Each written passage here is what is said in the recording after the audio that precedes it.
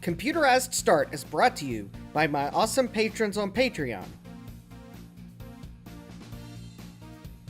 and by your tips and memberships on Ko-fi. These and other channel supporters make my live streams possible. You too can become a channel supporter with tiers starting at just $1. And as always, thank you for all your support, including sharing, chatting, liking, and subscribing. Now roll that famous logo animation!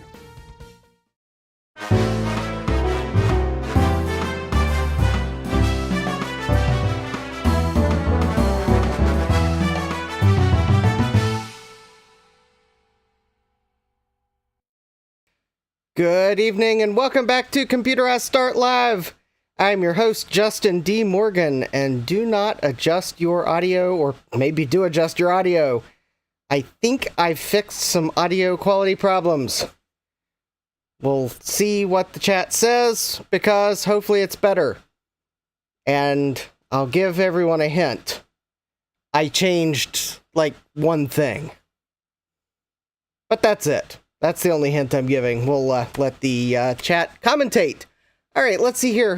Speaking of the chat, who do we have in the chat? We have Kibbs with Retro. Hi, Kibbs!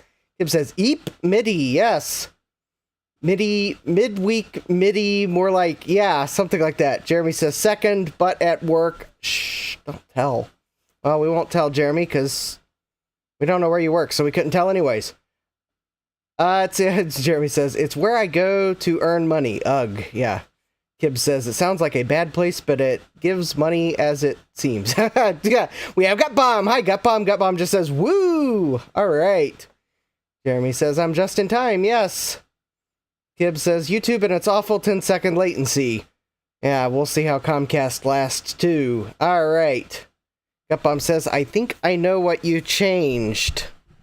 Oh. I'm not sure it would necessarily be on camera, even if you did realize what I changed. But anyways, hopefully I don't regret it.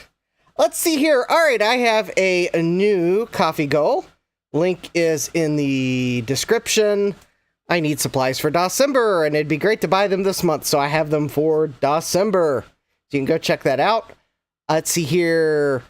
I didn't reach my tip goal last week, but I decided to go with kind of what the chat decided. So Thursday, we will be looking at the 2GS. My tip goal for the week, 7 tips of any amount, and the audience can pick next Thursday's computer. It has to be something I own.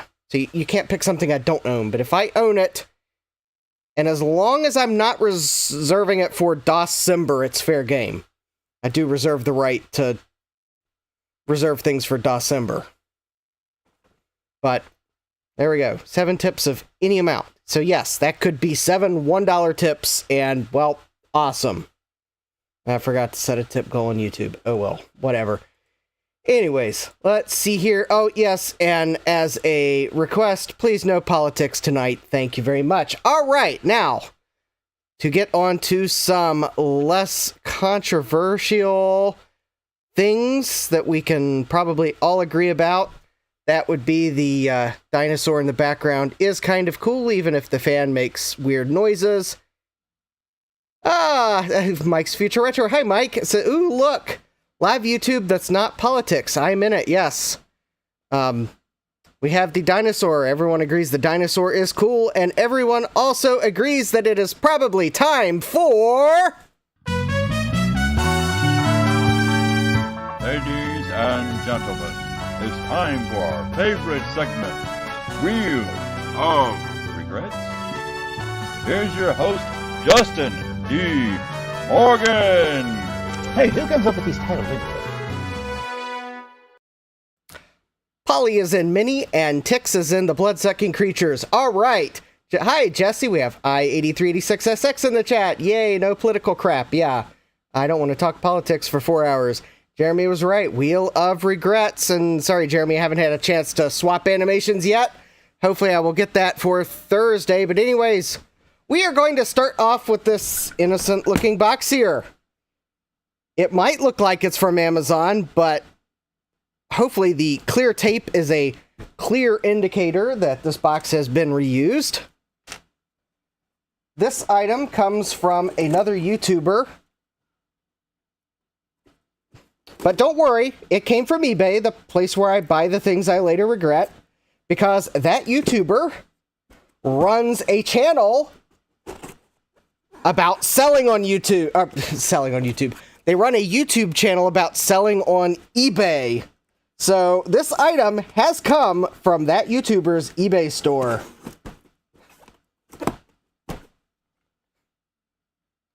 And, oh, hi, Nigel. Welcome. Got a possible guess for an SC55 Mark II. Well, no, I think what's in this box is a little more fun. Unfortunately, Frank's not in the chat, so I can't say no to his default guess of Trident cards. Ooh, what do we have here? We have an item. Alright. Alright. Let me set that box to the side. I was going to... Kib says a liquid Trident card. Hopefully not. Feel free to try to guess as I open it up. It actually kind of might be somewhat telling what it is if you kind of focus on the shape. And Kib says, or exploded capacitors. I hope it's not exploded capacitors. Kids of the 80s might recognize this item.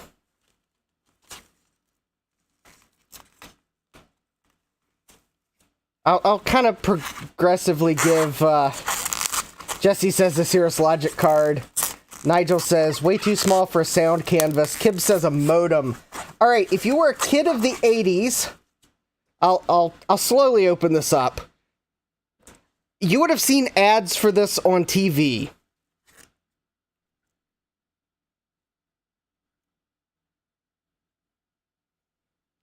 And let's see here. It is an accessory for something I own, although it is not a Trident card. Cupbomb says the clapper. Clap on!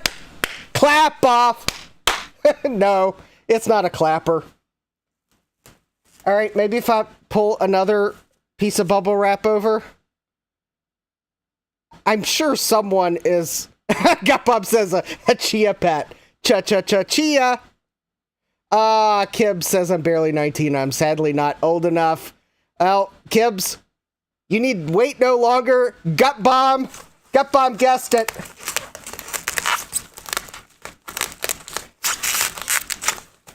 Yes. I picked up a Game Genie from Galoob. Man, did they advertise the gajeebers out of this thing back in the 80s. Wow, look at that. Game Genie Video Game Enhancer from Galoob. Yes, the Lewis Galoob Toys Inc. Model 7356 Game Genie. Problem? Call this number that's probably no longer in service or is now a pizza joint. Oh, yeah, I kind of had to turn it the wrong way. Kib says, I was looking at it confused. It was 90 degrees the wrong way. Yes. Daytel ripoff. Yeah, Tom. Oh, hey, Tom. Welcome. Tom says, yum, pizza.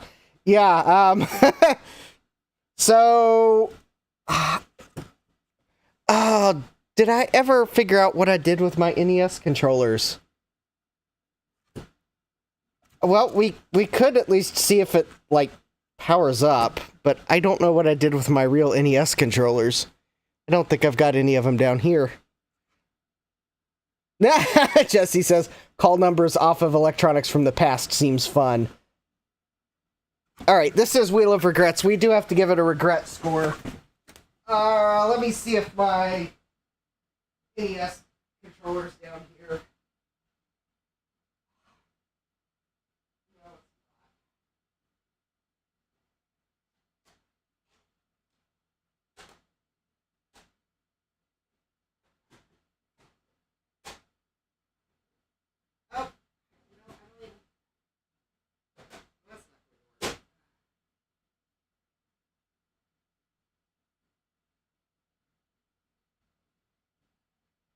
Okay, I just realized I don't know where the power adapter is either, so we'll have to come back to this one.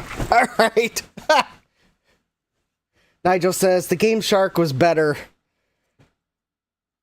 Yeah, maybe the Game Shark is the one I was thinking of. But anyways, the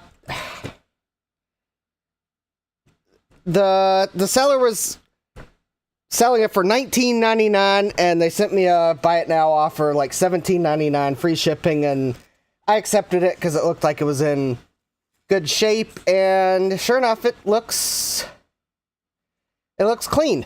Unfortunately, I don't know where the power adapter for my NES is either, so we'll come back to that. Oh yeah, Game Shark was way later, so maybe Game Genie is what I was thinking of.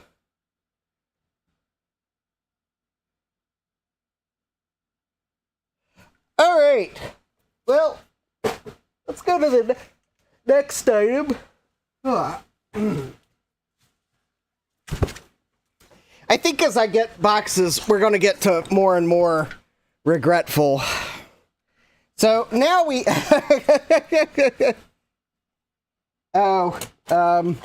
Nigel says, really, they are about the same. I think Game Shark units had more feature built in. Gutbomb says it was obnoxious. Oh, Game Genie was all over TV. It was obnoxious, yeah. Alright, so we have this box here. And I'm trying to figure out how the seller intended me to open it. And I kind of think the answer might be they did not intend for this to be opened. This is Fort Knox level security for an eBay purchase.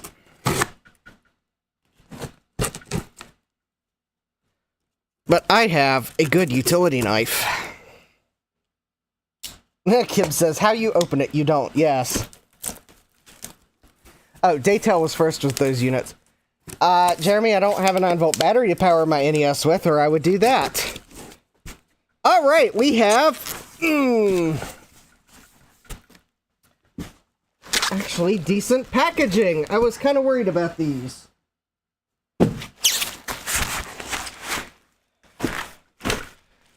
Alright.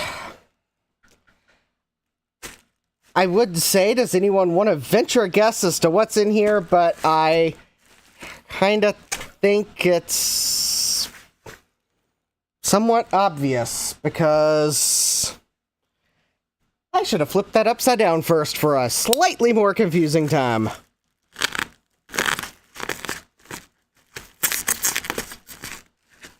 Tom Barber says it's a Molar Mac. Yeah, it's a molarized Mac. It has it has fully sublimated from the solid spindler plastic to the gaseous spindler plastic. Kim says, "Holy green!" Yeah, no.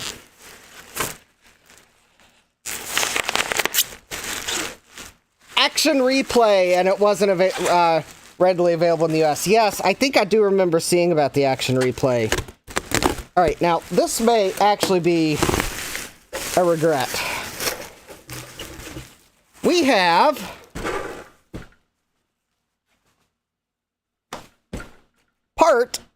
at least part of a K-Pro keyboard. This one has the connector on it.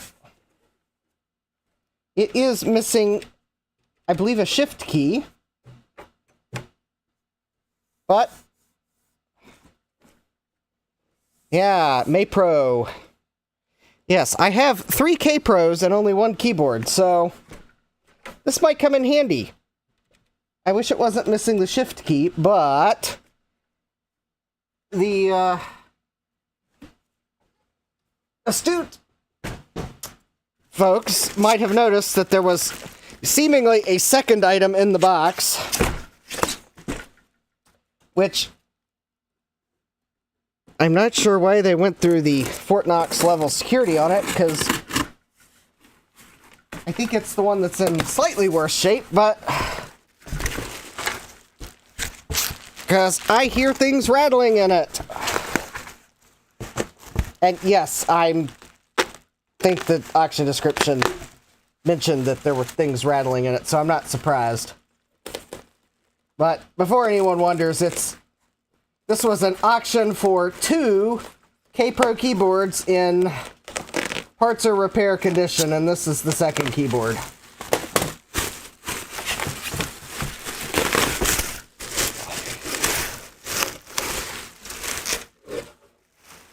Fortunately, this one has the shift key that the other one's missing. And if it uses the same keycaps, which it might, maybe I might be able to make one working keyboard. Unfortunately, the connector is pushed in, but that's an easy fix. But there we go.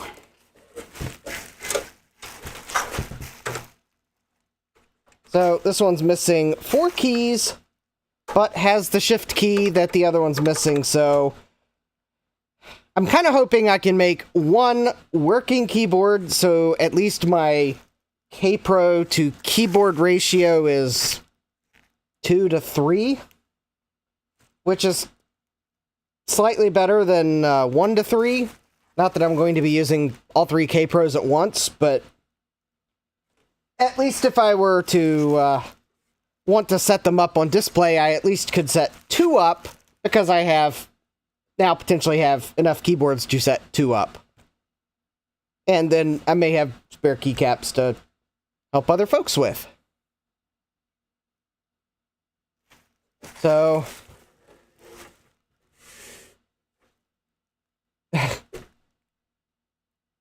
oh, Kib says they thought they are sending it to the doubtful technician. He literally opens paper boxes with his blowtorch or angle grinder, or even his chainsaw.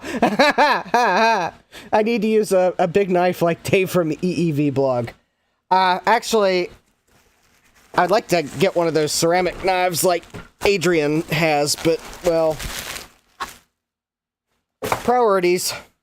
Streaming content first.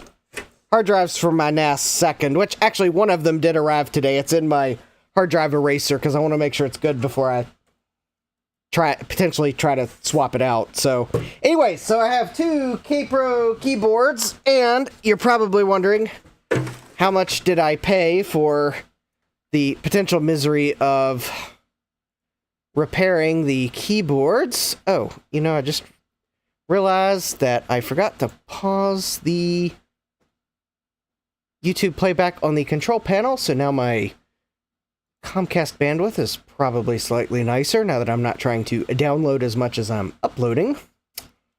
Let's see here. I think these were about $25 each. Oh yeah, $49.95 for the 2 keyboards. So it's like $25 each.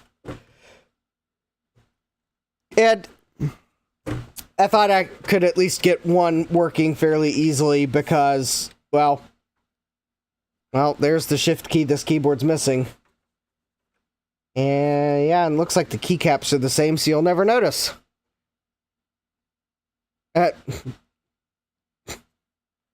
Anyways, so, alright, now, before you think that, oh,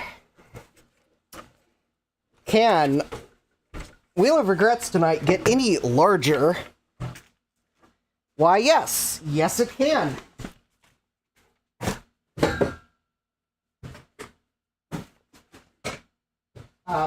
Hold on while I find a place to set the...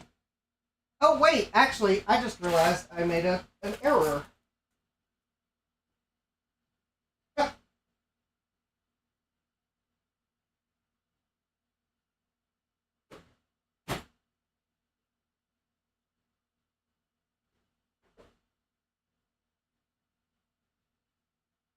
I forgot. The third K-Pro... Sorry for stepping on the bubble wrap. I should really move that off the floor. I forgot. The third K-Pro actually had a keyboard with it, so actually, I may be able to fix that keyboard and one of the keyboards from that eBay auction and still have spare parts. I forgot. Although, the only problem is, I think the keyboards I got from eBay are the wrong color for one of the K-Pros I have, but, well, having a keyboard's better than having no keyboard. Hi, Trina, welcome! All right, we have the last item on Wheel of Regrets, and it is so large, I cannot fit it in frame. All right, does anyone want to guess what this is? I know Frank's not here to guess a box full of Trident cards, to which I will have to say, sadly, no. It is not a box full of Trident cards. In fact, the item inside will probably not get a Trident card in it. Cupbomb says, if that's a VIC-20. No, I have 3 K-Pro keyboards. Kim says a box full of DVDs. Nigel says a box full of Sears Logic cards. Gutbomb, if this is a VIC-20, it's going back to eBay as item not as described. I will go ahead and put it that way. Oh, lovely.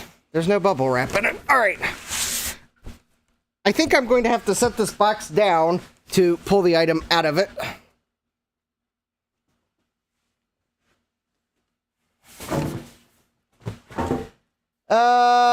Kim says, a box of parts of a Molar Mac. Well, no. No.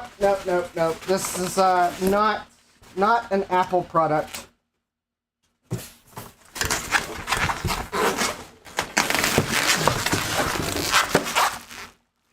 It is definitely not an Apple product.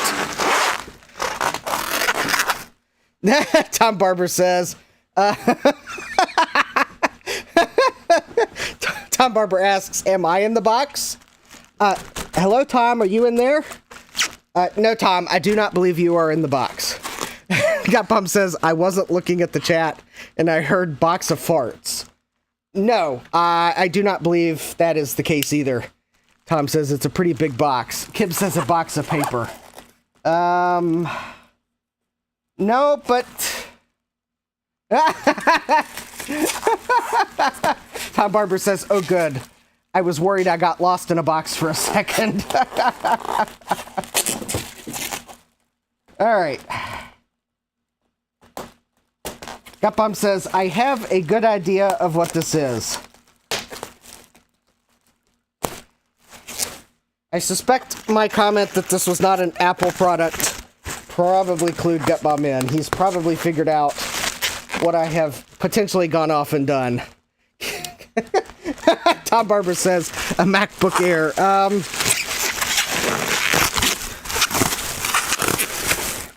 Yes, it's what the MacBook Air might have looked like if another company had envisioned it in the 1980s.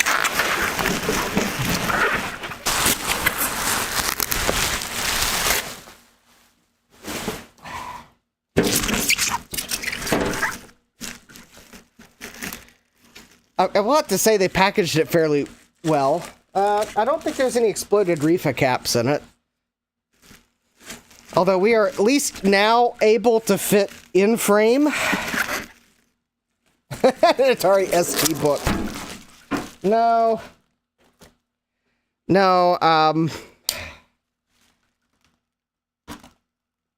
I have a feeling Gutbomb's guess is correct. He's probably remembered some comment I've made. Although...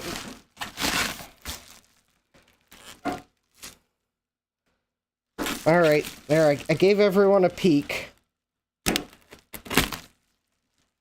We'll see if Gutbomb confirms that he was right, because... fit, yeah. Gutbomb says, yep, it's what I thought it was. Alright. Kibbs is guessing a 5170, a 5160. It is a slightly incomplete 5160. Although it has all 4 feet on it. Win! Yay! Okay, the bottom of the case is slightly rusty. I was kind of expecting that. But yeah, I picked up an IBM 5160 case.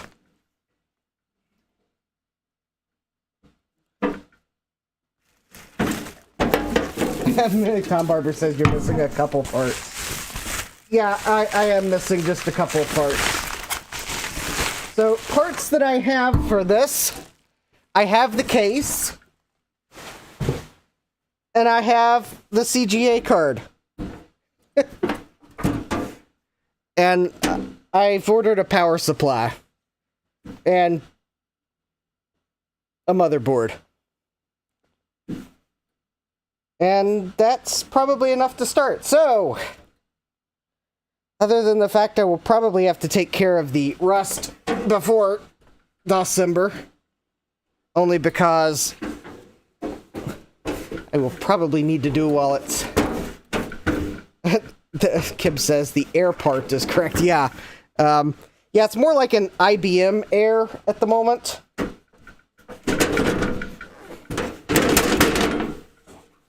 And by IBM Air, I mean... Oh, actually, you know, that's actually not as bad as I thought it was from the outside. Okay, I think that's totally workable. Because it looks like that rust is only underneath where the power supply would have been. So, with some minor rust spots elsewhere, but okay, that is totally workable. Because I think a lot of this is dirt, so it'll clean up. And we'll go from there. Rust Simber. Yes, alright. So, this is for December. Except I'll probably work on the rusty spots this month. Only because I'll need to spray it outside. And actually, this is now going to go over to my the part of my basement where I put the really gross, dirty stuff, because we'll just say that I'm not going to zoom into the rusty area because, yeah, I think something might have left a present inside of this. And I'm not talking about that dust bunny right there. So, alright, I'm going to go carry this over to where I put the stuff that needs to go outside and get hosed down.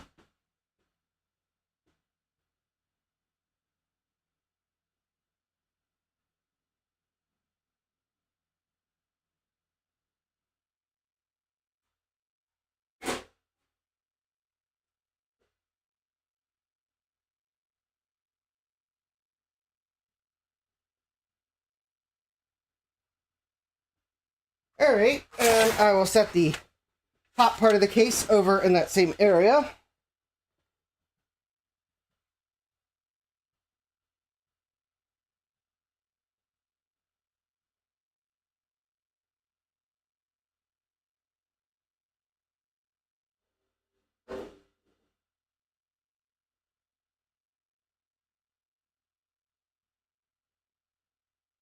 And last but not least, for good measure, the box that came in.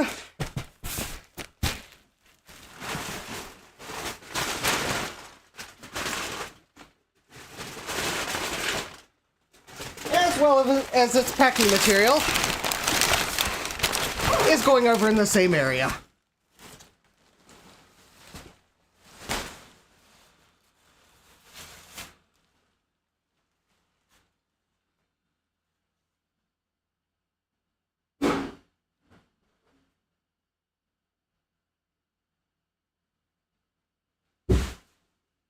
Okay.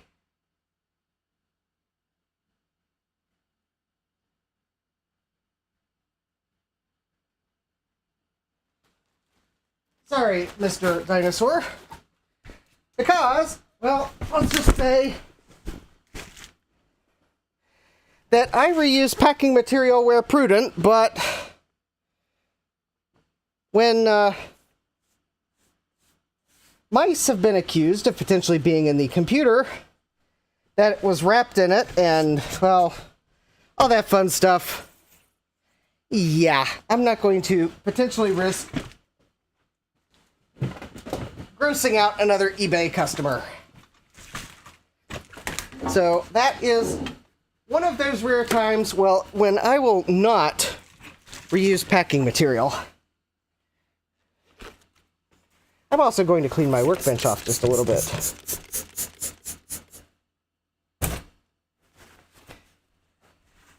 Jesse says, these aren't the rodents you were looking for, yeah.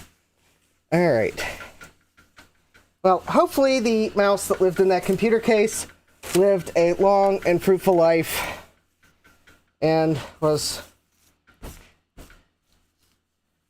had a nice, lovely shed field mouse life.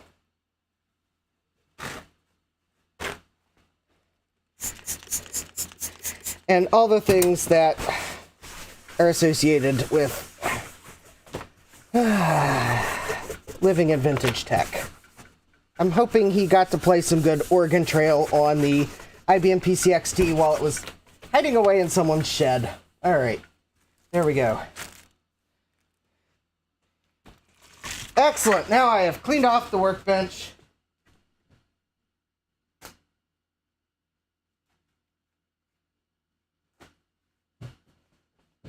Alright, now let's get on to what you all probably came here for.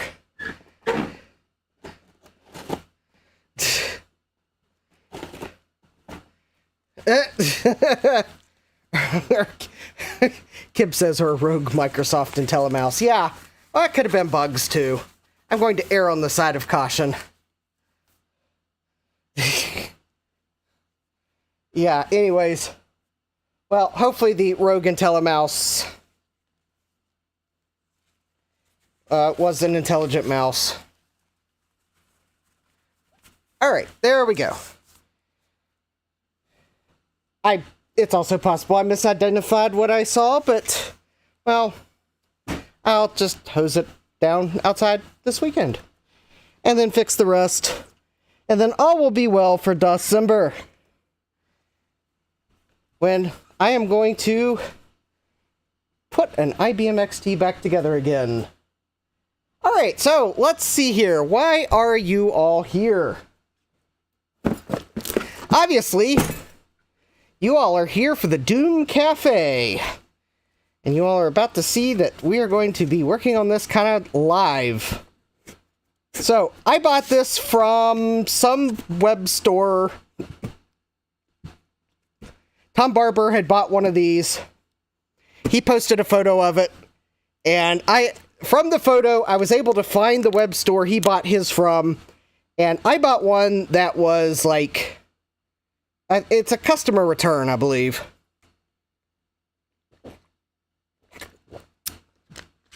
I'm not going to necessarily assume what customer returned it. We'll just say that I did not spend Starbucks level pricing on this iPad. Oh, and now I want to go find my meme picture. Well,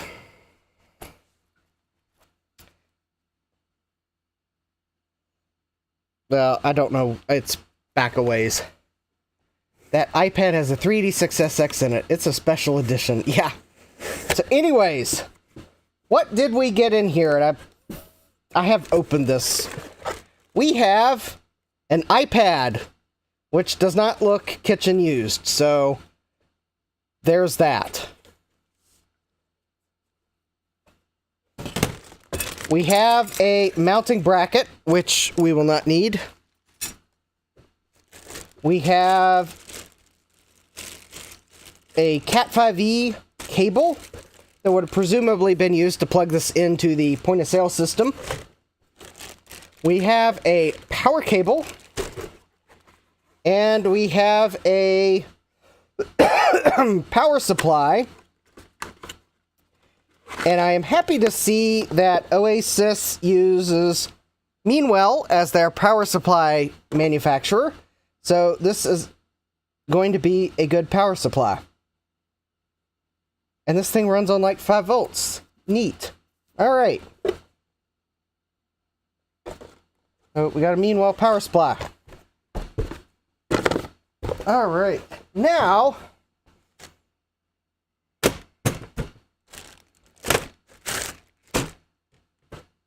actual quality? Impossible, Kib says. Well, actually, if you've ever looked at the retail price of these things, then actually, I would expect it to come with a Meanwell minimum if I were buying one of these actual retail prices, because if you saw, this does not compute video on these. He doesn't, like, allude to the pricing on them. But I think they're, like, at least $800. Like, new retail was their cost. So at $800, I would very much expect a Meanwell power supply at that point. In fact, I'd almost expect there to be an expansion slot inside of here, like an ISA slot, but actually, I believe the system on chip used in this version doesn't support ISA, so... Oh.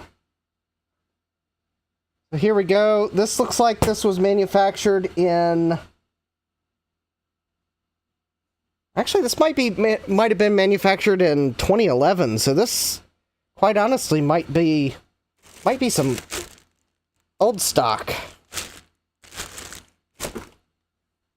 Maybe that's why I only paid like 42 or 43 bucks for it. Is there a manufacturer date on this power adapter? There probably is somewhere if I knew where to look.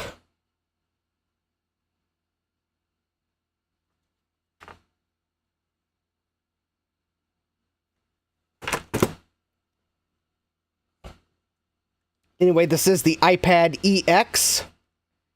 There's our warranty code.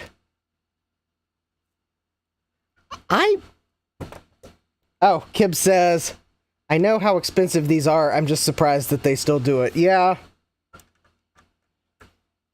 Well, maybe that's one of the things about the Starbucks edition. Maybe Starbucks dictated a Meanwell power supply.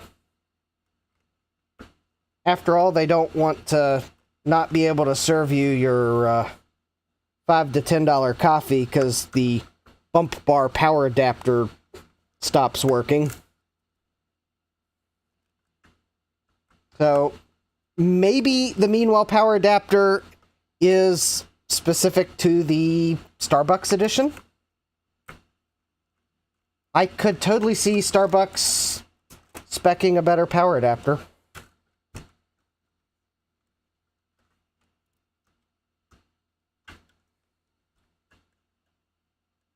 Alright, so I'm attempting to... There we go. The thermal pad was kind of pliant. So anyways, here is what we have in the iPad. Alright, so the flex cable does not extend all the way, so I am going to mark...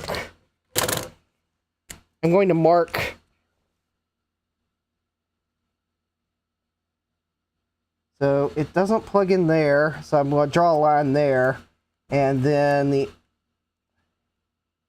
because I'm going to unplug the cable so we can take a better look at this. So there we go. And I think at that point, it'll be obvious. Yeah, the thermal pad was therm padding. Yes, it was. Alright, so I'm going to gently unplug the ribbon cable here. It is in a pin header, so it should...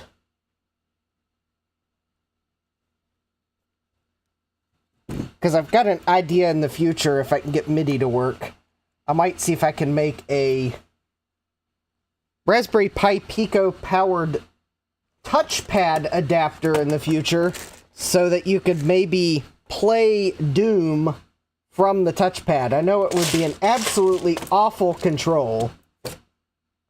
But first, let's see if we can get music. Oh, we know it. We know what you were trying to say, Tibbs. We make up English words all the time, too. In fact, I think there's a word for that, of trying to make up funny English words that combine, like, you combine some English words to make another English word. After all, that's how languages evolve over time. You, kind of words form. I don't know. I probably should know the term for that, but maybe someone in the chat will recognize what I'm trying to say. Hi, Rudy. Welcome.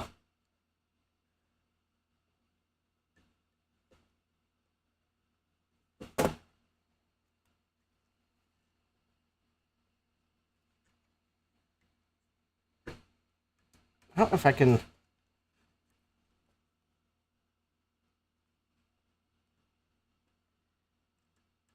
I don't know if I can get the pin header off.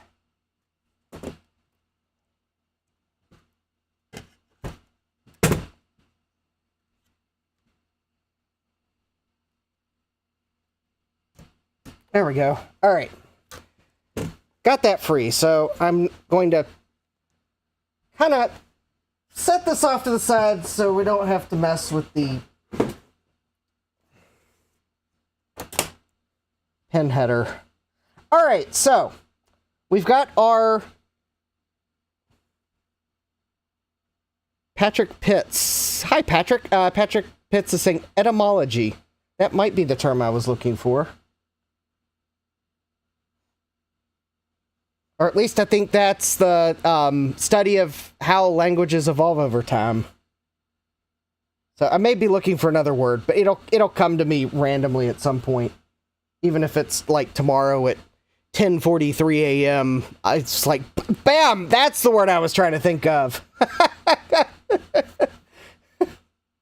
Anyway, so what do we have in our iPad EX enclosure? So we have so I think this is the system on chip. It is the DM&P Vortex 86EX, I believe. I'm going to pull a microscope in to maybe get a better look at the print. After all, yep, the Vortex 86EX. I was also going to try to look at date codes on these to try to figure out when this might have been manufactured. So, 2047 ETF. You know, if that's a date code, then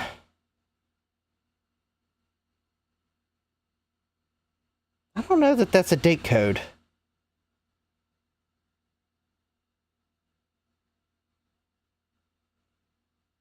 Could be. All right, let's look at the other codes. So we've got our system on chip. We've got a Micron. Although this is a modern Micron chip, so I'm not worried about it randomly failing. I think this is a DDR3 memory. There's a code on the edge that seems to say B4DT. And then there's another code, it looks like 10J17. D9SFZ. Okay, that doesn't really help us figure things out. We've got the DM&P Vortex 86 VGA. And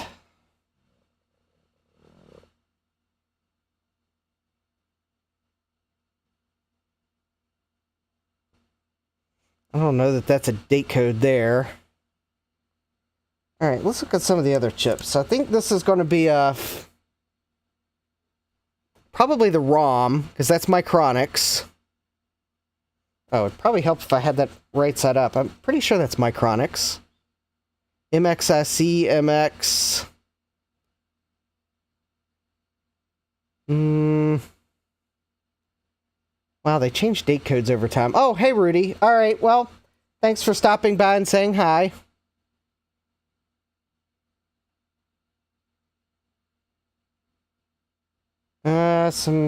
Okay, those are probably some muxes for the GPIO. I can't read the date codes on those.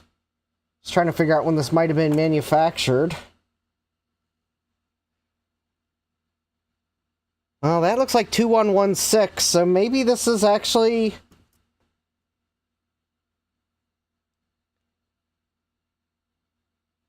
Yes.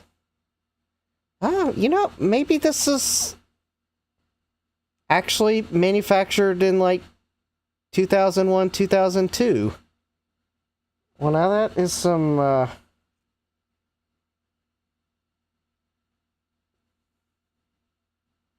Well, that's weird. There's a capacitor missing.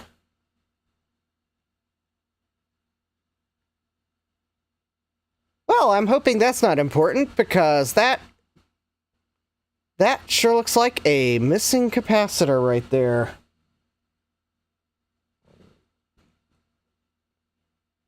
Oh, this isn't a sound card. This is the... let me go back to the table cam. This is the board that was in the bump bar. So, yeah, it's our single system on chip. 128 megs of RAM, I believe. I think it's DDR3. There's our VGA. I think this uses PCI Express. So here's our CR2032 battery. That definitely looks like a newer battery.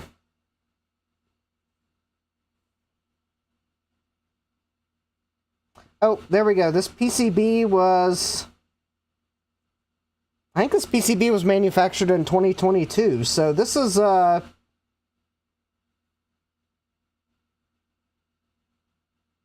wow, this is actually really interesting. I think these have been around for a while. So, Select Electronics, copyright 2001.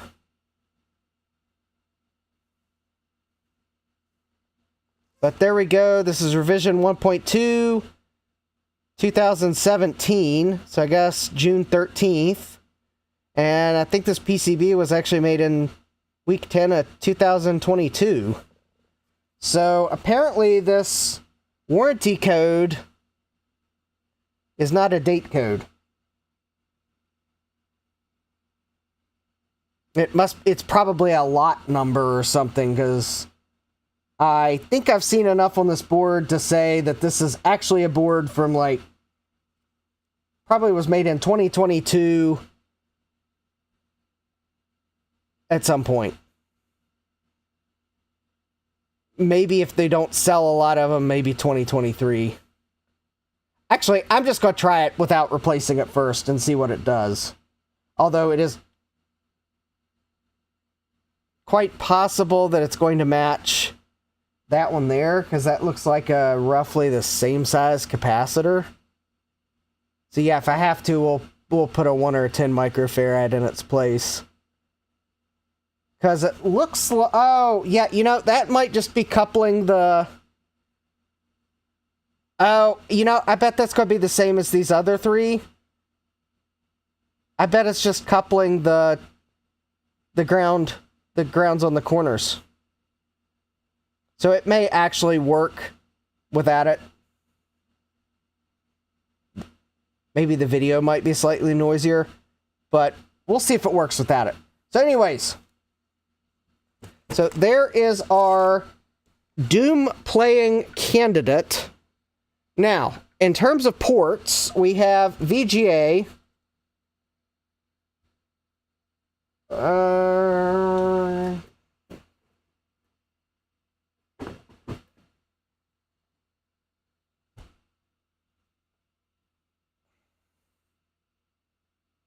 Actually, I think that's going to be network. So VGA and network. There's our power in, 5 volt. And there's our PS2 port. There's our USB port and 2 serial ports, which, yeah, for industrial equipment, they use RJ45s for serial a lot, so this does not surprise me. And then there's our SD card slot. So I think to get this to run Doom easiest, I'll be copying the files Colin posted to an SD card, and we'll try that method first. And we'll start from there. Now, of course, that's our computer candidate for playing Doom. Many people have done it. This Does Not Compute's done it. A couple other people, I think I found their video. But the one thing about all those videos is, I think the only sound that they have is like PC speaker, and you can see this thing's not going to be pumping out that sweet, sweet sound.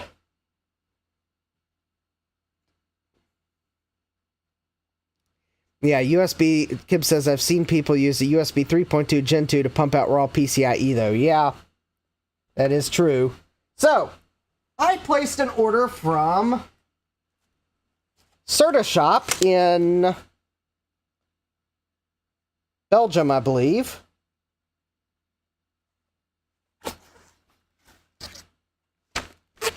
And I'm going to make sure that So I have some goodies from Shop here that I paid for with my own money. Oh, look at this. Look what I just found on my bench. It's the capacitor that's came loose. So we'll just reattach that. I bet it was a cold solder joint. So, all right. So if you thought you were going to see some repair today, well, congratulations.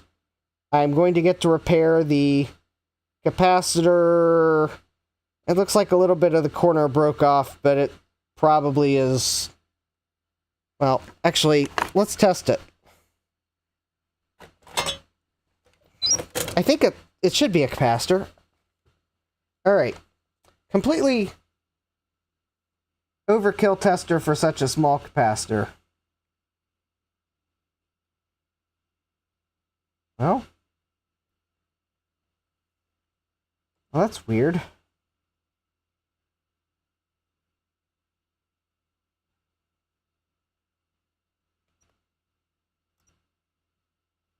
Oh. Oh, low capacitor. Okay, well. The capacitor fell off of the board. It, like, fell off right there. I don't know if maybe I caught it on something pulling it out, or if it was just a bad solder joint and broken shipping. But yeah, I lost the capacitor right there, and I found it on my mat, so I'm trying to make sure it's still good, because there's a little chip missing from it. But it's a seemingly too low of a capacitance for my capacitor tester to measure, so I'm going to pull out my multimeter, as I've heard some YouTubers call it, and I'm going to switch it to capacitance mode. And let's see if it even measures anything.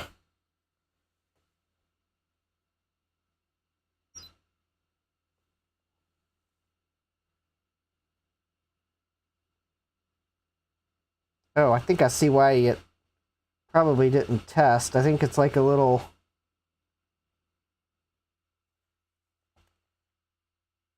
I suspect it's probably like a little 100 nanofarad cap or something.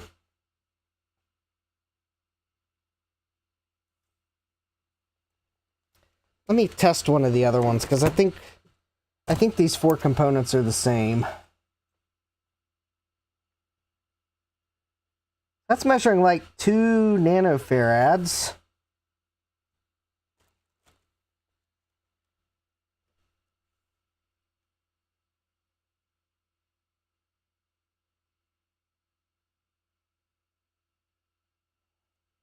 Oh, I don't think this is a 10 microfarad cap, because I don't think this is for power filtering. Wrong microscope. I think this is for, like, ground coupling. Yeah, there it is. It's... Oh, that looks really weird. Is that even a capacitor? Wait a minute. Is that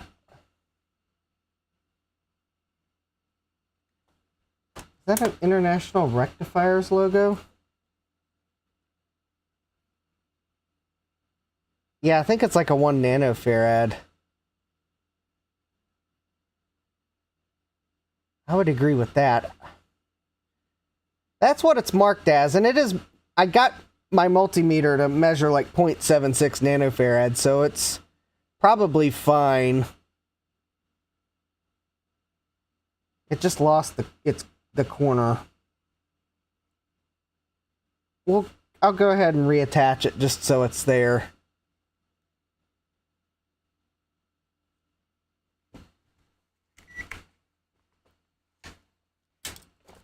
Yeah, I think it's just a little coupling cap to couple something. I couldn't tell you what. Alright, we'll,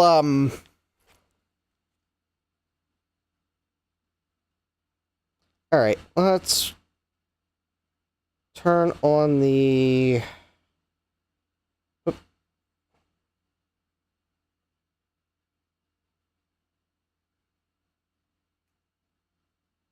Alright, so let's see if I can just perhaps tack this right into place.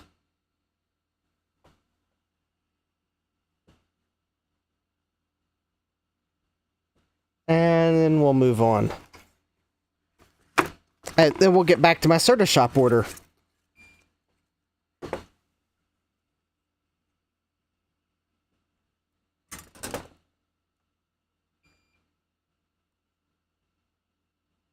I may have to turn the heat up on my soldering iron because I suspect this is lead-free solder. Oh yeah.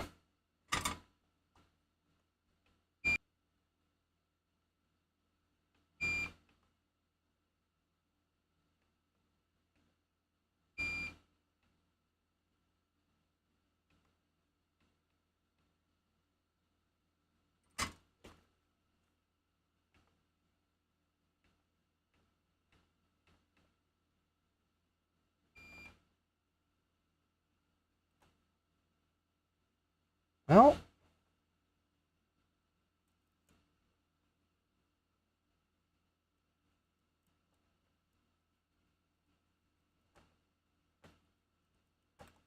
alright, well, I sure thought I was turning it up.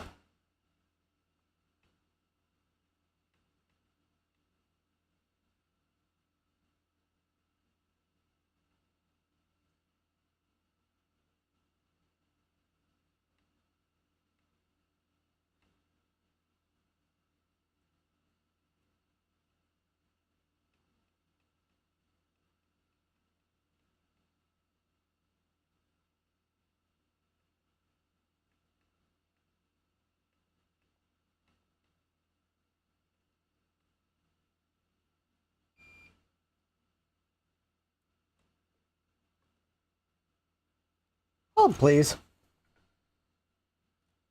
I don't know how you use the speaker if it's in a box. That's a good question.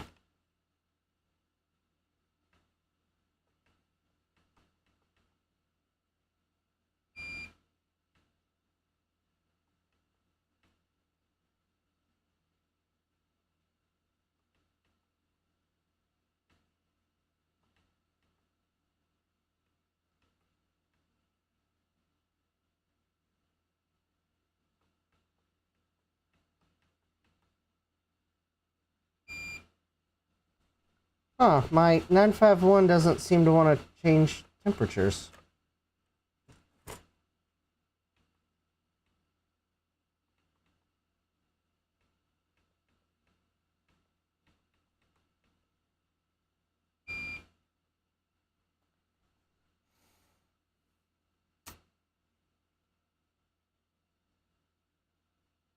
I'm going to have to look up the manual for my FX951 because I cannot get it to change temperatures. Alright, so I got the key in it. And I hit the up arrow. And then...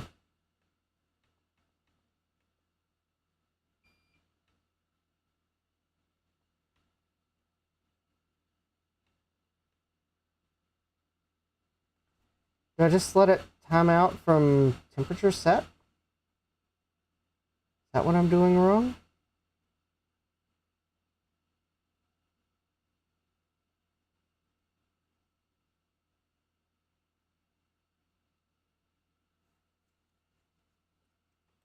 Is it at 850 now?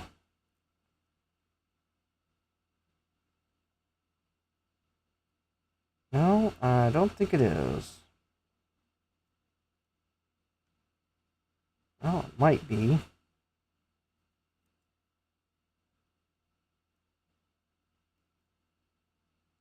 Oh, actually... Okay, I don't know why the display's blinking at me, but apparently I managed to set it to 850.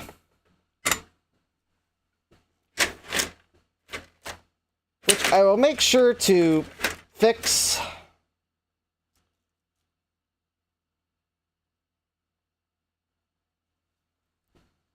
at some point. Alright, so now I am going to put the capacitor here. And I'm going to melt some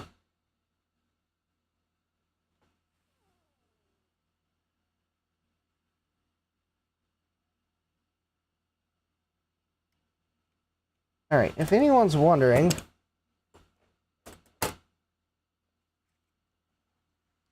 I grabbed some lead-free solder just for this.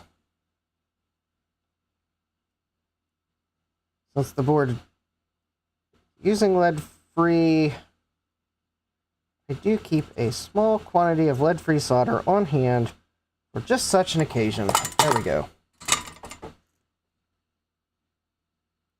Yeah, I could probably use leaded, but I usually like to use a similar solder. Alright, now I'm going to make sure both sides are flowed nicely.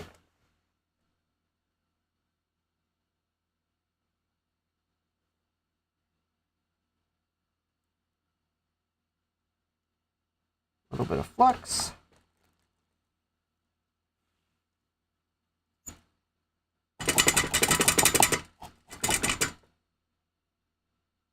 Alright, well, there we go. There's that. Now, so that I don't have trouble next time I rework an old board, I'm going to take some leaded solder.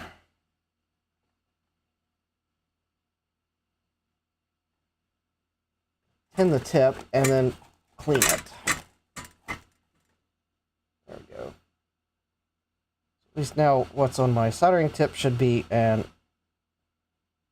amalgam, and I hopefully won't have trouble soldering. Alright, so capacitor's back on.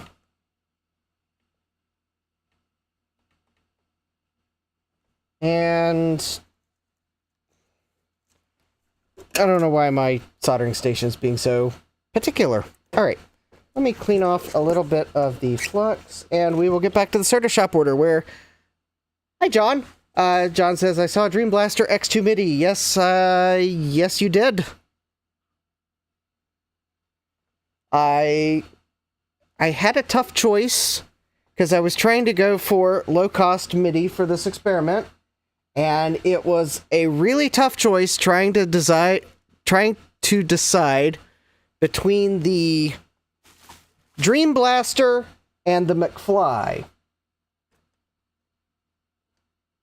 No, actually it wasn't. Of course, I was getting the Dream Blaster.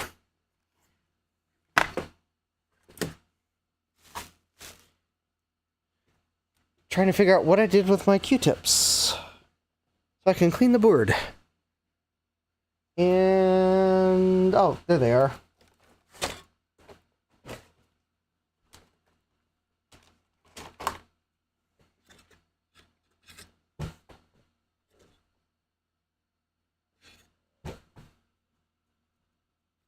Alright, so we have fixed the capacitor that came off the board. It should be secure.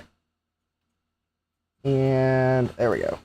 Don't know what it does, but at least it's back, and that's good. Alright. There we go. No one will know I ever fixed it. Probably. Alright. So, I did order a Dream Blaster S2. I really don't remember how much this cost, because all the costs were in euros. So we'll just say it was,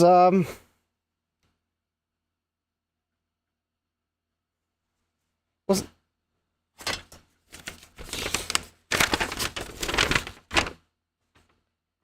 €33, well, it was basically 33 euros. 33,06. Is that 33 euros 6 cents? I don't know what the fractional denomination euros is. I probably should, though. And then shipping for the whole order was 25 euros. So anyways, yeah, Dream Blaster S2. So even if this goes bust, I can put this on a vintage sound card and it should sound nice. Yeah, gut palm saying cents. Okay, my gut instinct was correct. And because there is no MIDI port on the bump bar, I bought a MIDI cloud. So what is the MIDI cloud? It is an RS-232 adapter to let you plug a Dream Blaster into a serial port. And there's the FTDI chip, or... Oh. Actually, it looks like it's an Atmel chip.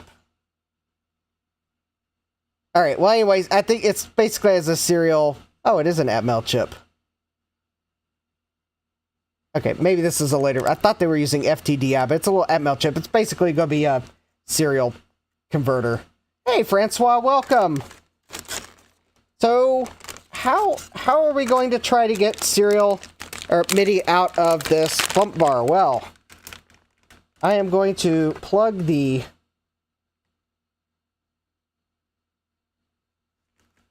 Dream Blaster in like so. I think that's the way it goes in. Doesn't really make sense that it would go the other way, because then it would be sticking off the end.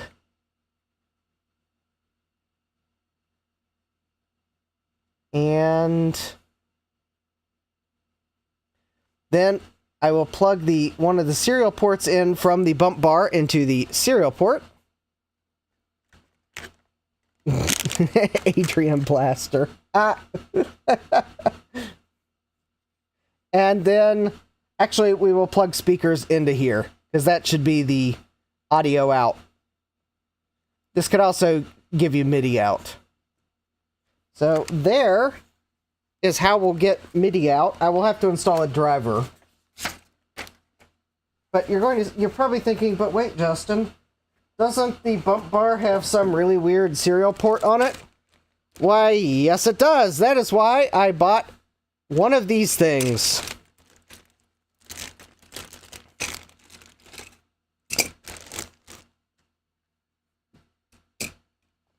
So this is an RJ45 to DB9 serial adapter that will let me plug a serial port into here. Basically, it lets you configure the serial port however you need it. And then, well, we'll just use this patch cable here that came with the bump bar to actually connect the serial to the serial port. So yeah, serial to serial adapter. But we'll have to make a custom one. Because as far as I could tell, they didn't use a standard pinout.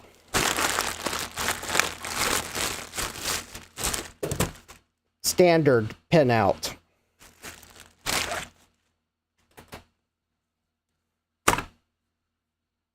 I don't know that there is a standard pinout when it comes to the RJ45 serial. Unless it's like Cisco switch, but that does not appear to be what they used. So now, this is where we are going to have to do some, probably, experimenting, because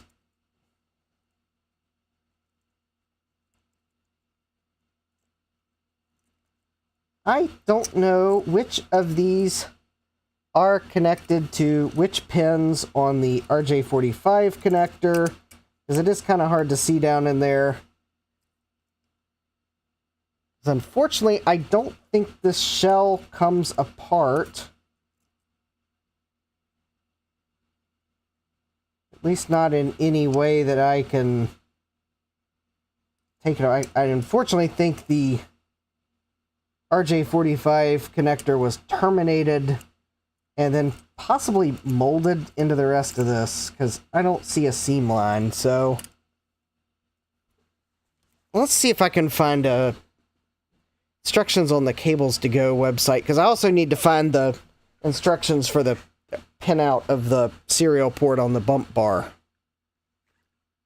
But maybe we're getting ahead of ourselves. Maybe I should make sure the bump bar works first.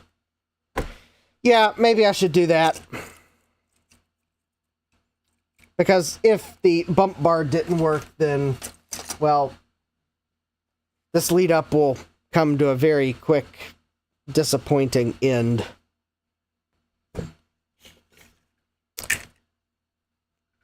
And if that's the case, well, we'll just have to try the Dream Blaster on something else. I am going to use the Dream Blaster tonight, even if I don't get to use it with the bump bar. Let's put it that way. Even if I have to pull another sound card out that has a wavetable module on it. I saw that, but I don't think that is actually a spot for removing it, because it doesn't look like there's a seam there anymore. That would certainly make it easier to...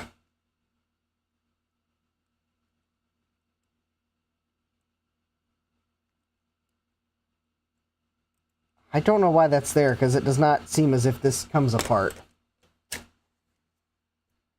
But yeah, you are right to ask about that, because it sure looks like there's a spot to slip a tool into and pry it apart, but does not appear as if there's actually a way to do it. Alright, so, got the bump bar plugged into VGA, plugged into power, turn the power supply on, and oh, there we go. We got an LED, and there we go. XDOS operating system, Starbucks Ethernet version 102. Well, if you needed any further confirmation that this was originally intended for a Starbucks, well, there we go.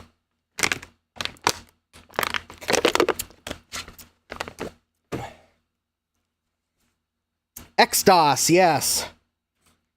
It came out before YDOS, but after WDOS.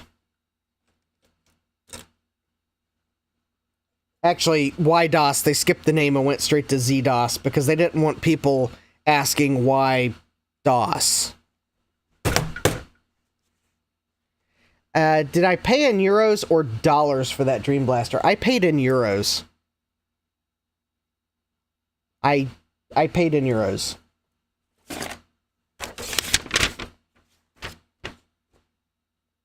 And well, I paid in euros and let PayPal take care of the conversion, so okay, so it looks like it works.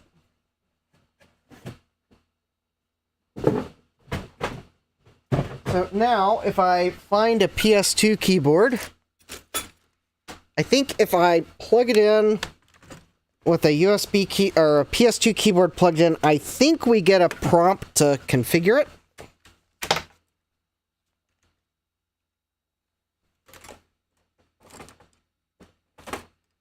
Alright.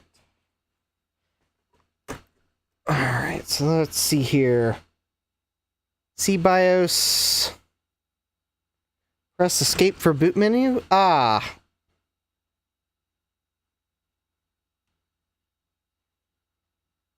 PC keyboard attached. Oh, wow. Look at that. Unfortunately, I hit escape for menu, and I think oh. DMP... Oh, there we go. Oh, okay, so maybe this is just simply configured for Starbucks?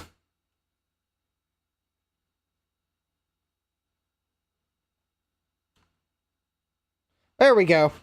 So if anyone was wondering what other systems this could be used with, well,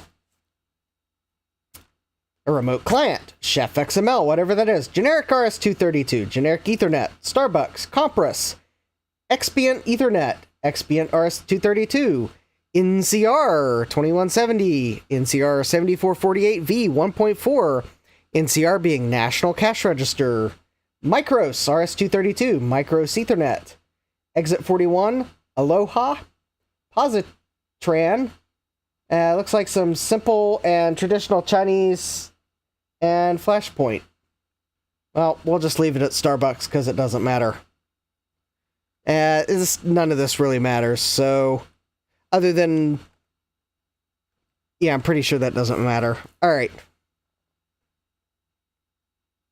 Yeah, I don't think you'll find anything about XDOS on the internet. Colin, this does not compute. Colin, I think, tried, and there was very little, and I doubt any significant amount has been found since. Alright, so I am going to go find Colin's video on this, because I'm hoping it has a link to the archived software. And luckily, archive.org does seem to be up once again. So I'm thinking I will be able to download the image Colin posted. Let's see here.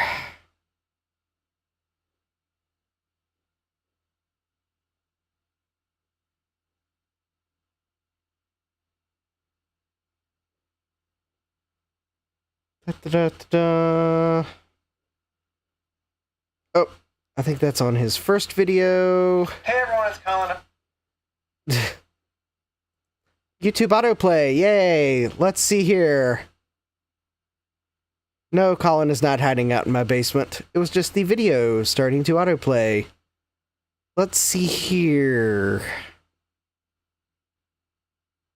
Oh, interesting. I thought he had uploaded the software image.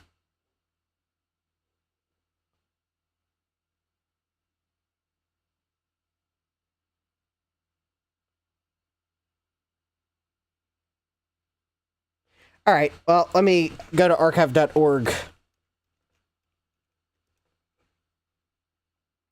And see, let's see here. OAsys iPad.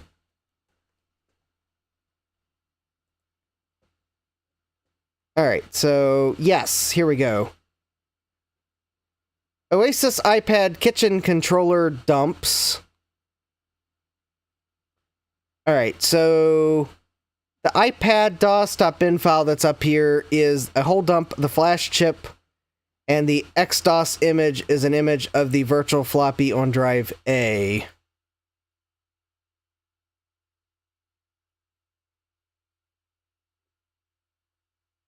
Oh.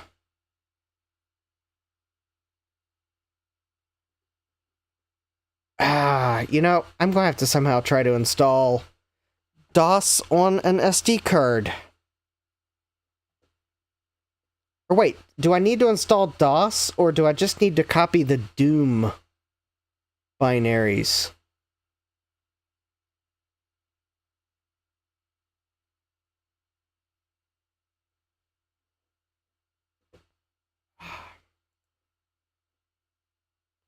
Alright, let me scroll the video and see if I can... Oh. Alright, let me scroll the video and see if I can remember how he got it running. Let's see here. DOS by Doom. Alright, enough script. Alright, so let's mute this tab. And let me turn on closed captions.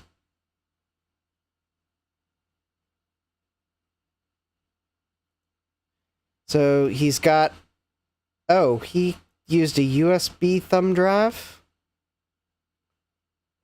that's got a full install of DOS 622.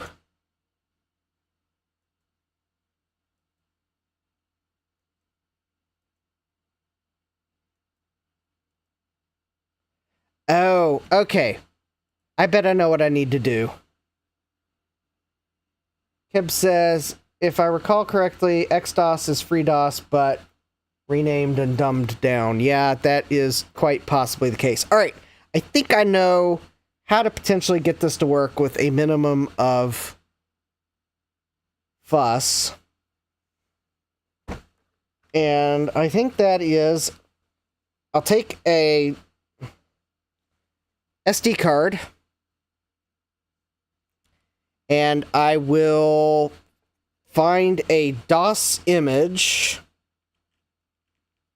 that already has DOS 622 installed on it, and then I will use something like the Raspberry Pi Imager or the Balena Etcher,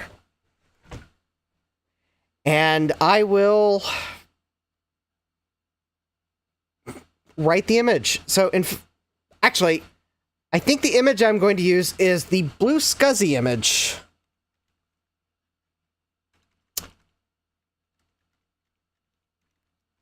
Because I know it's got DOS.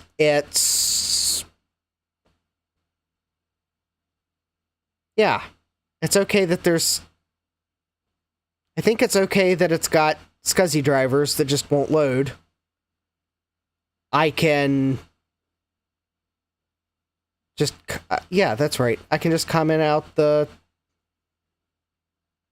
loading the SCSI drivers. There we go. Perfect. Images. Alright, pre-made images. Let's see here. PC.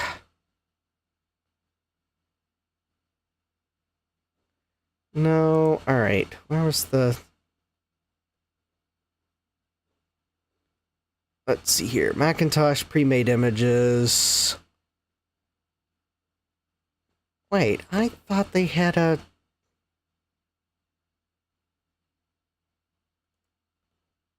Alright. Hold please. I'm trying to find the image.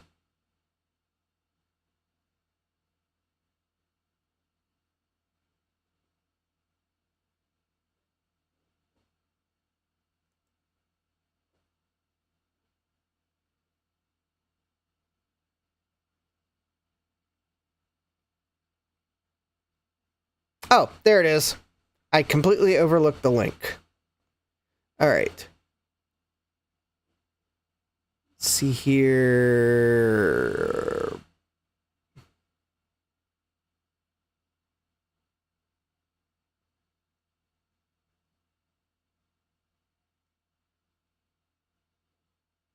Oh.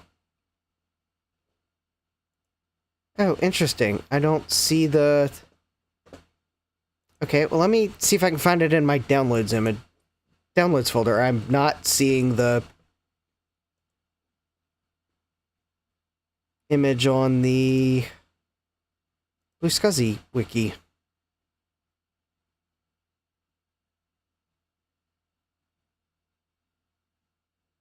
Alright, let's see here.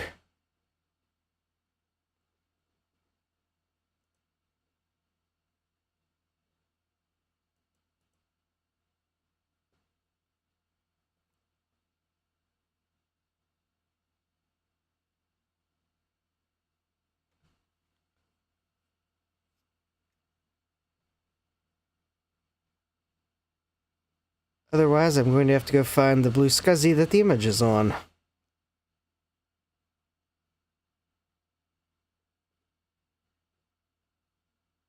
Oh no.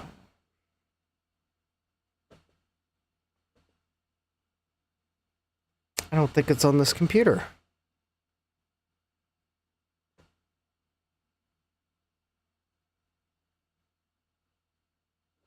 Wait a minute, why is everything in the downloads folder on this computer so old?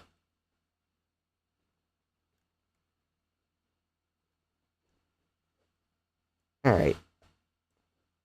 Hold please. I think Windows is gone crazy. Alright. Sort by date modified ascending. So actually I want descending. Oh, there's why I can't find it. Alright. Every time I sorted it, it was like scrolling to the end of that, didn't realize it. Alright.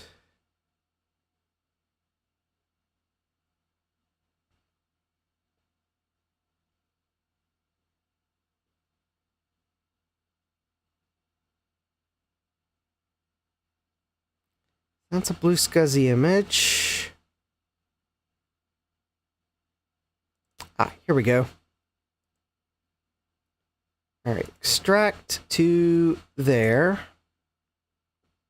Excellent. Alright, so I got the image. I found it on the computer. Alright, so now I want to see if I've got Balena Etcher. Oh, I do. I do have Balena Etcher on here.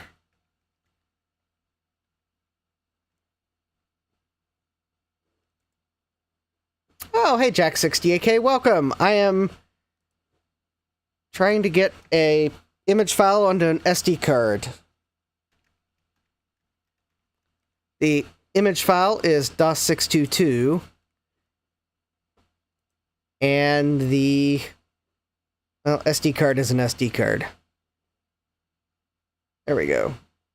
Figured I might as well download the latest version of the Balena Etcher installer.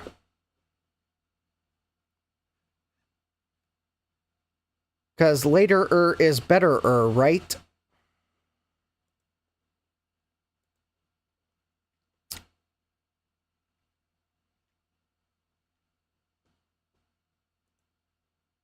Oh, there we go. Alright, flash from file. Okay, downloads. There's the image file. And let's see. Yep, that looks right. Flash. I mean, theoretically, I think writing the blue scuzzy image that's got DOS622 installed on it to an SD card should work, theoretically. Should just be a raw image. Whoop.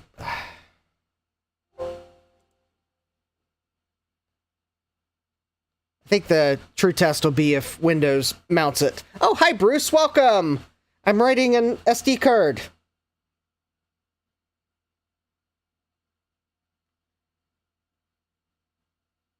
Yeah. I mean, theoretically, I just need to get a DOS install onto an SD card, and I think it'll boot it. And if I do that, then I should be able to get the drivers installed to use the serial port as a MIDI port. Alright, it's validating. And then hopefully Windows is just going to mount the drive when it's done.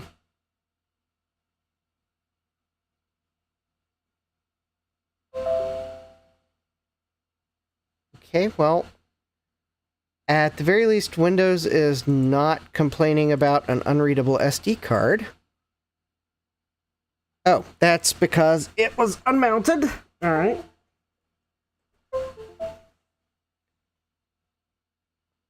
Excellent. All right, so I unplugged it, plugged it back in, and it mounted it. So theoretically, that means that the bump bar should also be happy with it. Yes. All right. So we will take our SD card. We're going to plug it in. Ooh, that satisfying snap. We're going to change to the capture input. And hopefully I will be able to hit the escape key in time to bring up the boot menu. Because it does not give you much time. Up, there we go. And we want to... missing operating system. Bummer. Am I going to have to, like... Alright, well, let's reboot. I'll let it boot from the built-in ROM and... divide. Alright, is that divide and conquer or divide by 0 error? I don't think it likes my SD card. Apparently, I was too clever for it.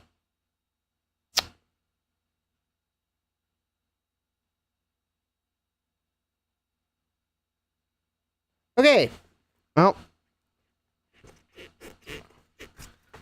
Alright, I guess we will try another approach.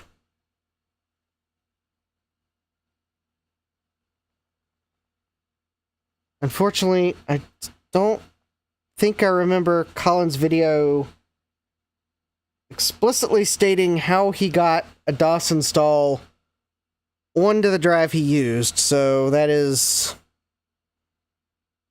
one potential problem here.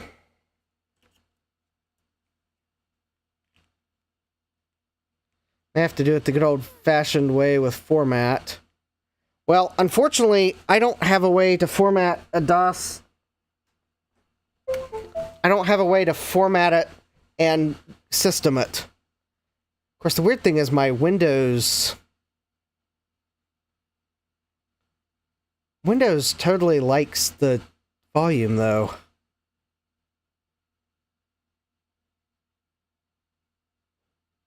Alright, something's...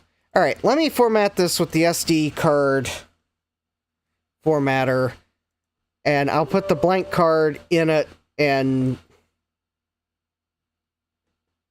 Alright, quick format...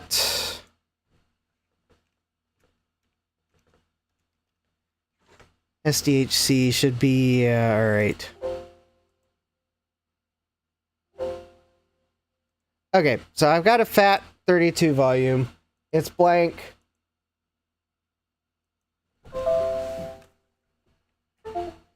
Let's see if I can boot the bump bar with the blank SD card inserted, and hopefully I don't get a divide by 0 error. And maybe there's a format utility. Ah, okay. So if I remember Colin's video correctly, if I hit Control-C here, it's going to ask me if I want to terminate the batch process. And look at that.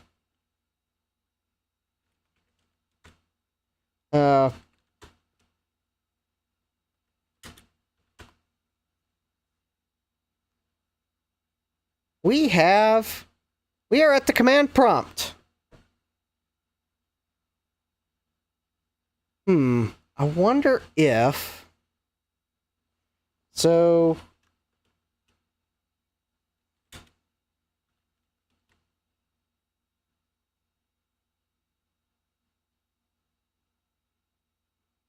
Okay, that's weird.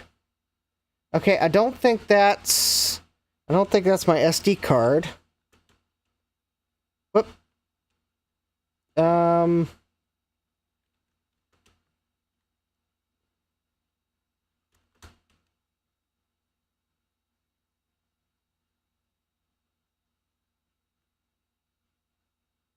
Rufus can make a FreeDOS boot disk on its own. I may have to give that a try. You could use that as a... Yeah, I'm trying to figure out if the C drive is my SD card. I guess I could,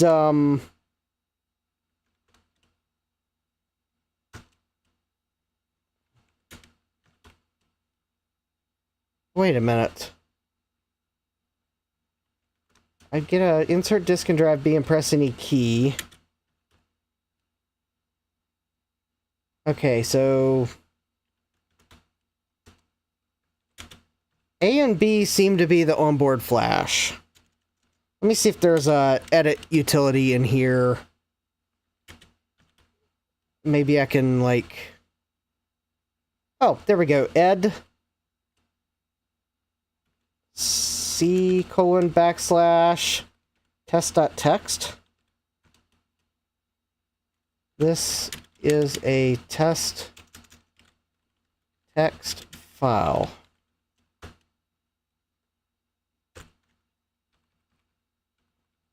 Write file. Exit. Okay. Okay. Here's how we're going to test. So I just created a text file in the C drive. My SD card is much larger than a megabyte, which is seemingly what the C drive had space for.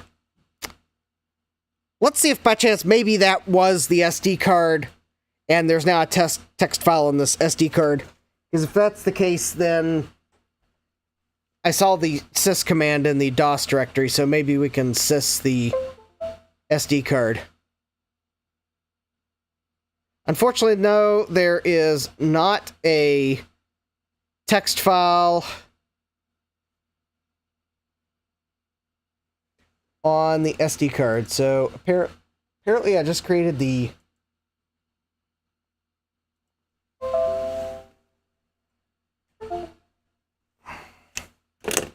yeah, that DOS is colorful, that's for sure. All right. Let's see if I can figure out what if it mounted, and if so, what drive letter it gave it.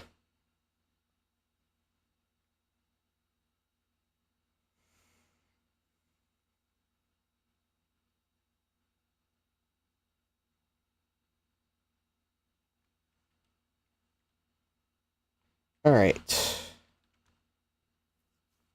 So, is there anything here that might help? Probably... Oh, hi, Robert McKay. Try the USB reader on the board.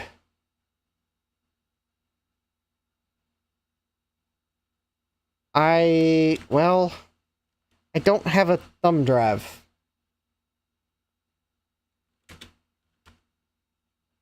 Also, I don't know why it just suddenly rebooted, because...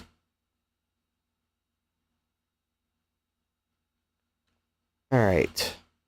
So B drive wasn't it, C drive wasn't it.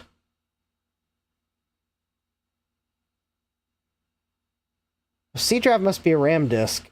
D drive, E drive, F drive, G drive, H drive, I drive, S drive for SD card, Z drive for...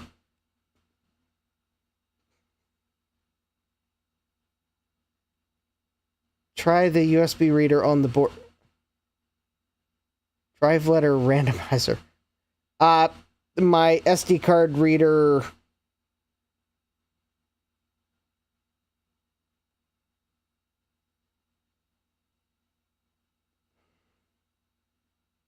I don't know that it's really going to fit.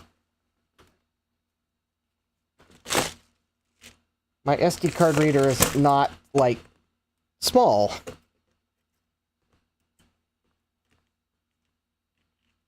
Maybe I can make it fit. Alright.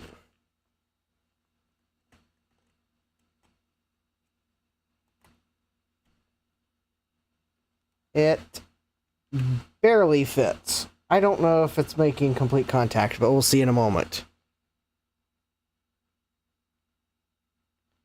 Booting from hard disk. Maybe they have magic drivers. Well, I believe it sees my SD card and is not booting from it because the SD card has no system files on it. Well, maybe I should try Balena Etcher again. Maybe it's the SD card the USB you can boot from.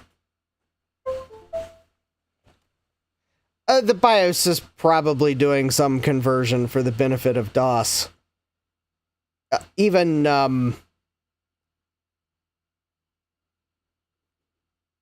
some older boards had the ability to convert USB to legacy for older operating systems.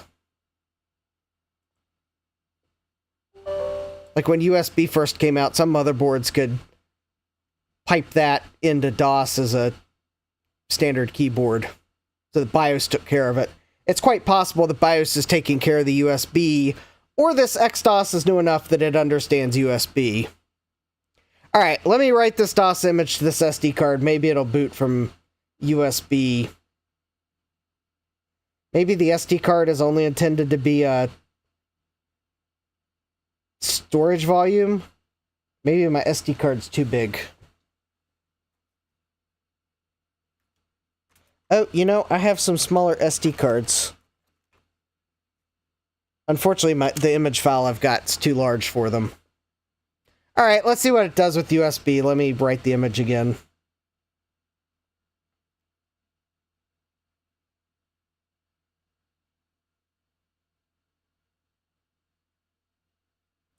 Kib says FAT can only address 16 gigs at max, and this was a 4 gigabyte SD card, and the image I'm writing is only 512 megabytes. Although, I don't know if the image is... I don't know if the image is correct for booting this thing.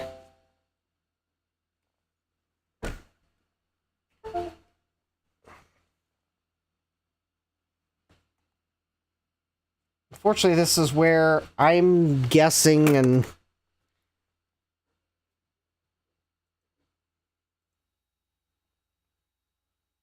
Alright. Booting from hard disk, missing operating system. Alright, so what happens if I let it boot into DOS and then I plug the USB in?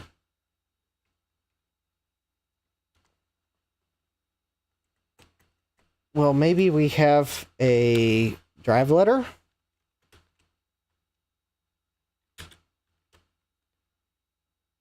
That does not appear to be the case. What's the C drive look like? The C drive appears to be that XDOS volume. Is there a D drive? No.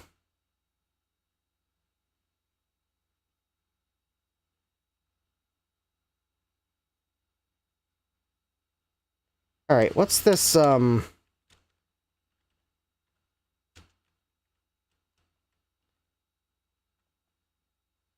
Whoops. Guess I need to change to the A drive first. Alright.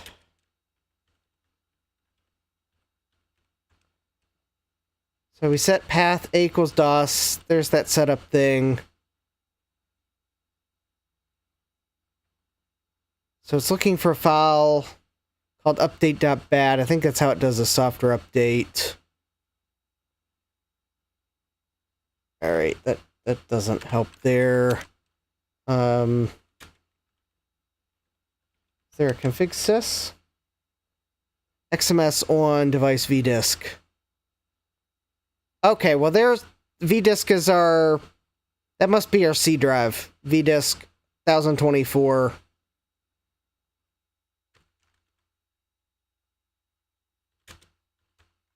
Alright.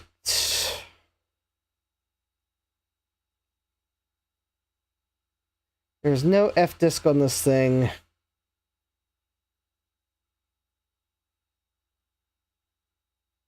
What is the chance that if I plug a USB floppy drive into this,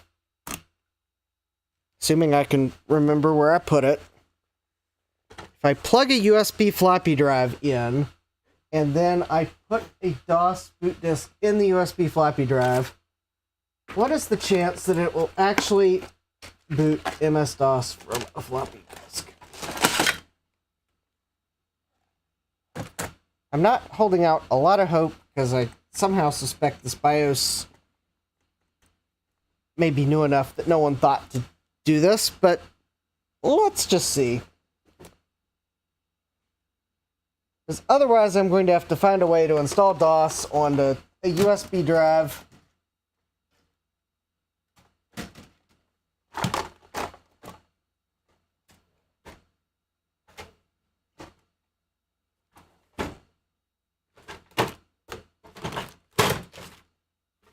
Alright, I'm trying to find my...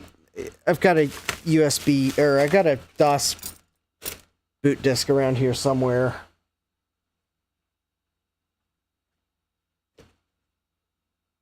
Well, I could just try to boot System Commander. That would be interesting.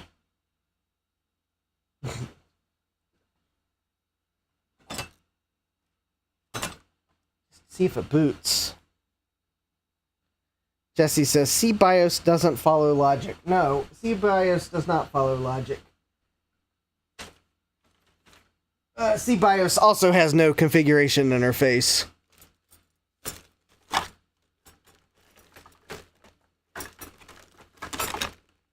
There's not, like, as far as I'm aware of, there's no magic key I can press to get it to give me a setup screen. Alright, I thought I had a DOS boot disk down here.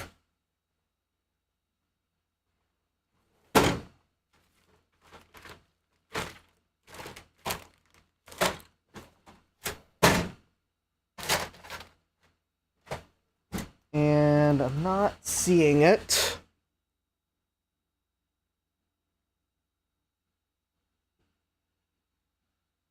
Alright, let me see if it's over here.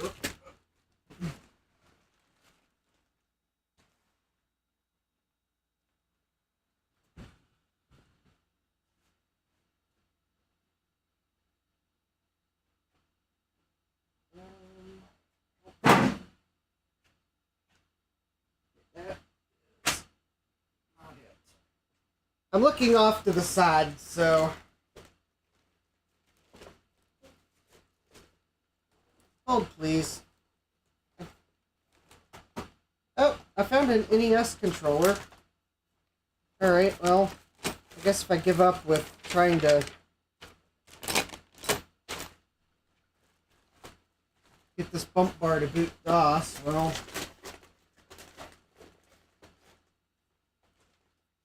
Not an NES controller.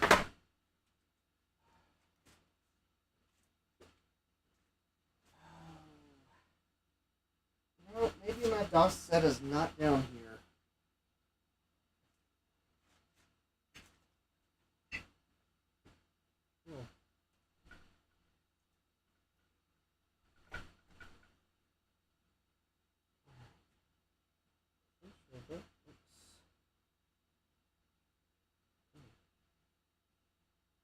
That goes to that. Alright. I don't know where my DOS boot disks have gone to.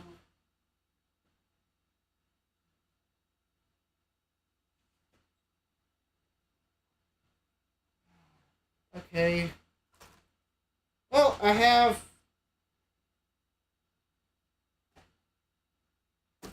one high-density floppy disk.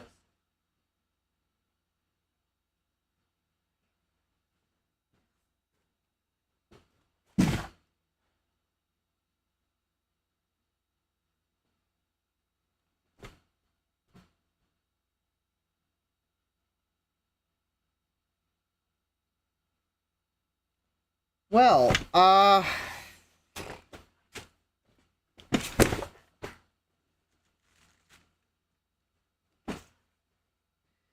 CBIOS is not real, Kib says. Yeah. think CBIOS is probably the name they gave it, just to divert attention to whoever wrote it. Maybe they thought people would think it's like from Seagate. I don't know if that'd be a good thing or a bad thing, but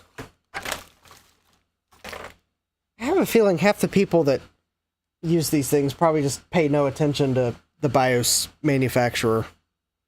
Real or pretend. I do not. Alright, I do not see Alright.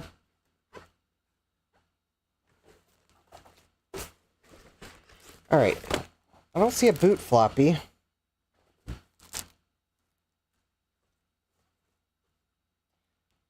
I don't know that I want to use that. Let me see if I think System Commander.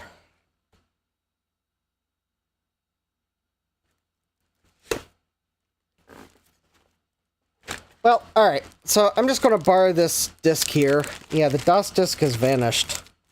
It knows that its presence is required. So anyways, I'm going to use this System Commander disk, which I believe is bootable.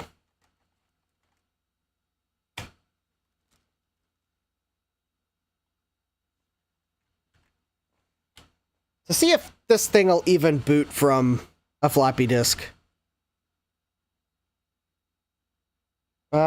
No. That would appear to be a negative, although it did, like...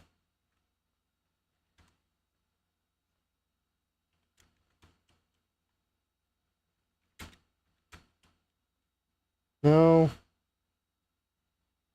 Yeah, that's,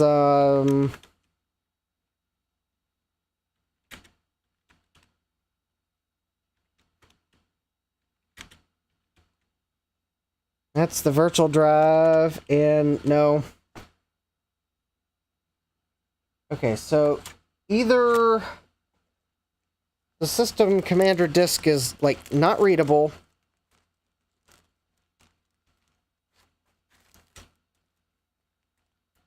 or probably more likely this BIOS doesn't support floppy drives, so... Alright, well... So even if I found the DOS disk, I highly doubt it would boot DOS, because the floppy drive didn't even show up. I heard it seek, so... when the computer restarted, so I know the USB stack reinitialized, but... Alright.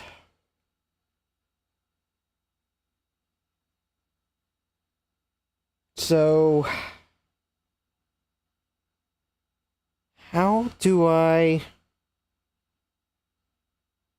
It's almost like I'm just going to have to watch Colin's video on closed caption and see if by chance he mentions something that I missed.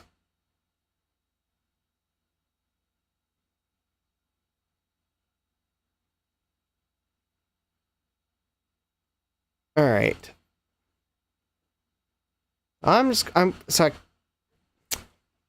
Alright, so I'm gonna watch Colin's video, and if there's anything here, I will... Let me watch it on double speed, or speed and a half. No, I can read faster than that. 2 speed. Okay, so he's talking about that if you plug a keyboard in, it'll detect it, and it lets you set the settings. Except he figured out that you can terminate the batch job because it's just the autoexec.bat file. And... ooh, his is running a different version of DOS. No, it's not. Oh. I'm using /W. That's why my directory looked differently. Okay. So, same version of DOS. I think it's got the same files on it, so nothing spectacular there.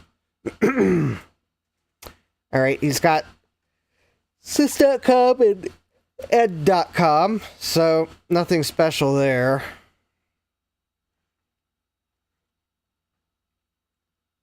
Alright, he's showing off the autoexec.bat file. Alright. It's the directories where all the other customers' profiles are. He's showing off the one he got from eBay for his own, so he could experiment with it. The one Colin bought on eBay looks like mine. So it looks like it's the Starbucks version. It looks like the hardware inside of it is the same. I think they're all the same internally. Alright. Except the one I have, I think the USB is available externally. Yeah, it looks like it's got the USB punch out, so it's a newer one than the one Colin bought on eBay. Alright, he's showing off kind of bump bar operations. So he started with trying the SD card.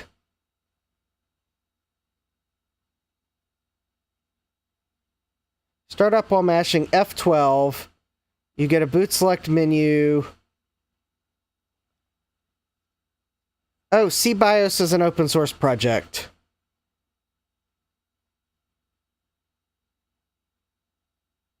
Okay, so he's got an SD card. It's 128 megabytes. Maybe that's my first problem.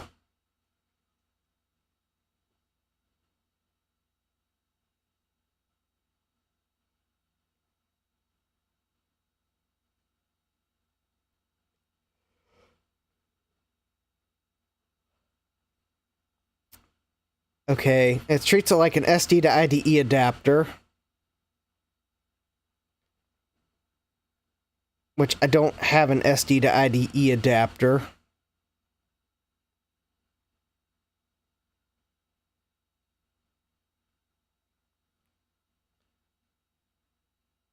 Yeah, but he's definitely using a 128 megabyte card.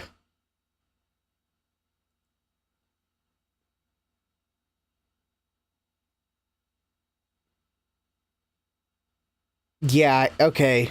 It looks like if I was going to set up an SD card, I would probably need an SD to IDE adapter so that I could put it in a computer to install DOS on it.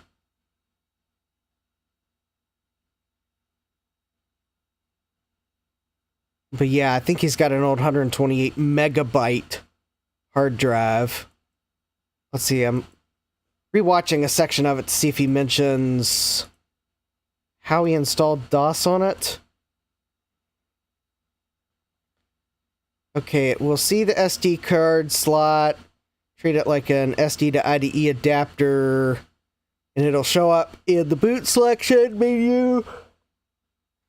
He's got a copy of FreeDOS installed on it. And it loads just fine. Oh, let's see, what was Kibbs saying? Kibbs was talking about Rufus. Was that Rufus?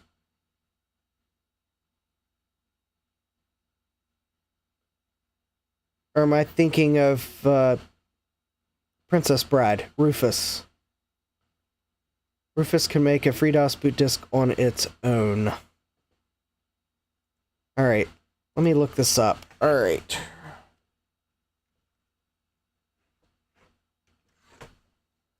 Create bootable USB drives the easy way. Alright. Download. Alright, download.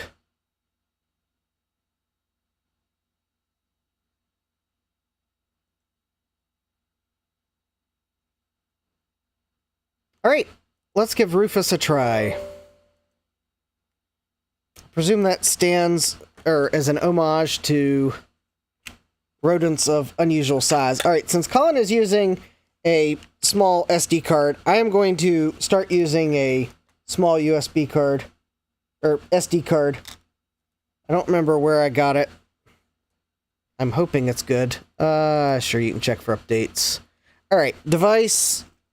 I may have to format it with the SD formatter. All right, that. All right, let me try it again. It did not. Windows did not badoop when I plugged it in. There we go. That was a good badoop. All right. Oh, I should probably see what is on the card. That would probably be a good idea, don't you think? It is a blank card. All right. Boot selection. MS-DOS or FreeDOS.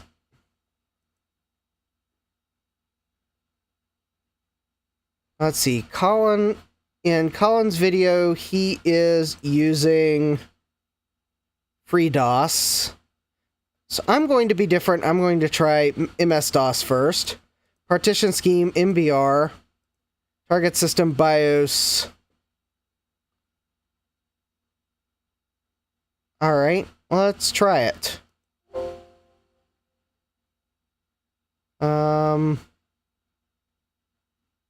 Yeah, you can download that. All right. That's fine.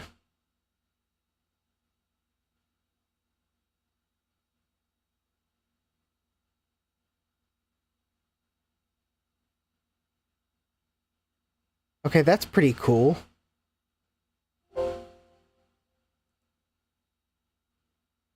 Oh, wow. That was really handy. Thanks, Kibbs. Oh, yeah. All right. I got an MS-DOS SD card. And it's probably partitioned correctly.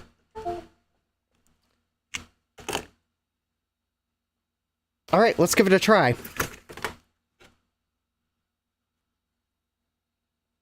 So I'm going to plug the SD card in. And we'll plug power in. And then we will hit the F12. Whoop. Maybe on this one it wants escape. Alright, let's try 2. Ah! Oh! Come on! Windows Millennium Edition. Okay. FreeDOS it is. All right, let's quickly fix that error.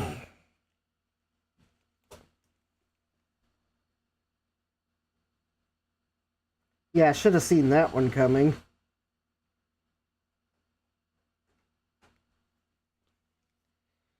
Alright, well that didn't badoop. Alright, I think I need a new full-size SD card reader. Alright, so let's try this again. So I will run Rufus. I will, okay, E drive. We're going to do FreeDOS this time. MBR, BIOS, alright, FAT, that looks good.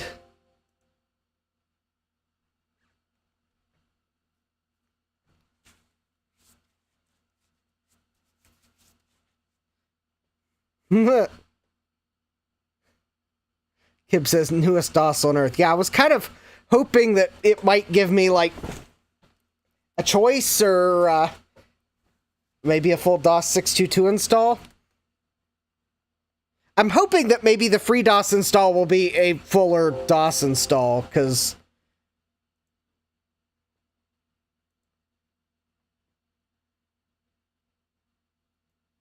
actually it does.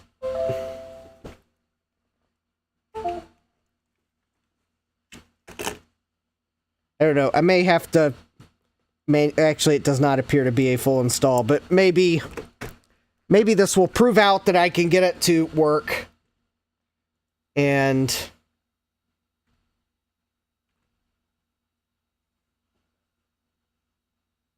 I mean, all right. Well, you got FreeDOS. I mean, it's not a very full install, but hey. Jesse says, I use Rufus regularly and didn't know about the DOS part. Let me see if maybe there's a way to, like...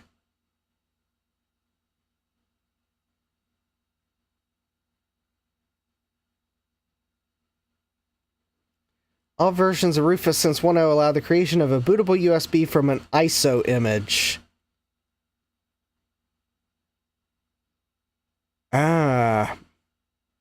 Maybe I should go see if I have a USB stick. Because then at least I can maybe create a full FreeDOS install. Then again, what does Doom really need to run?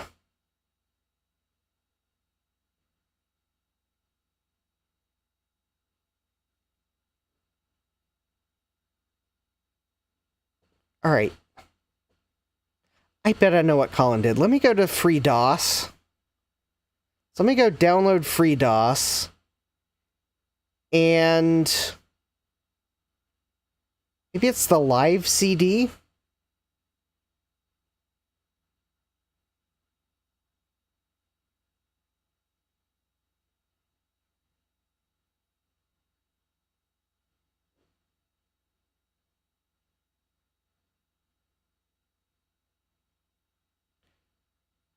No, actually, I think I want the light USB.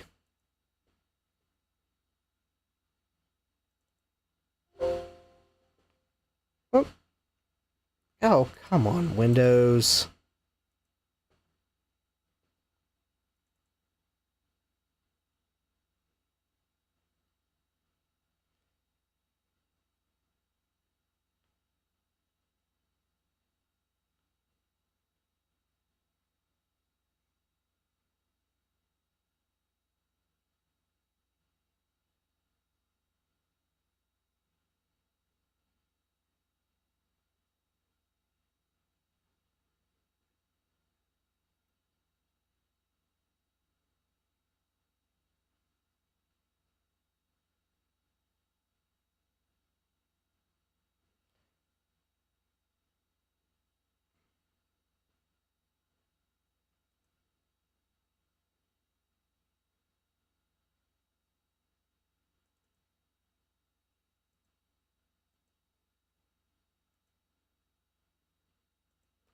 Okay.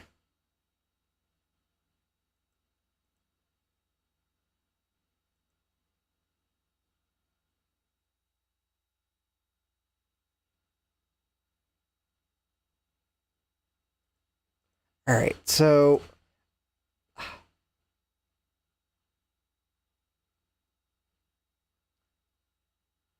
Rufus... Oh, does Rufus... Did I completely miss that Rufus had a downloader?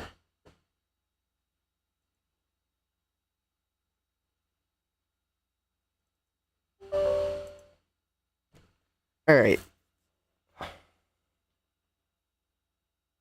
FreeDOS.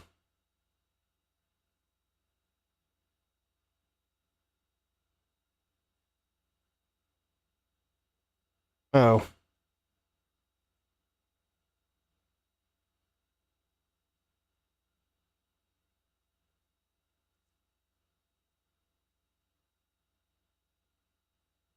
Alright. Let's try this. Okay, so... Alright, I could... Because it's 10:12. I'd like to at least make sure Doom runs. Because if I don't need a full DOS install... Well, forget about a full DOS install. Let me see if I can't get the Doom installer on this SD card.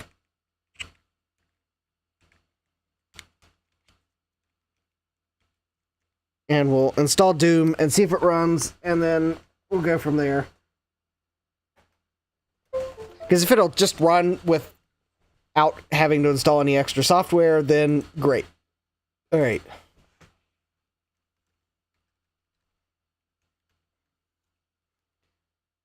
Alright. Doom 1993. Let's see here. Do we want Doom Release 1?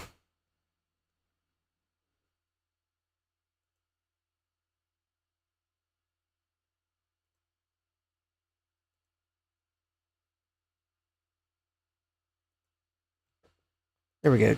That's the one we want.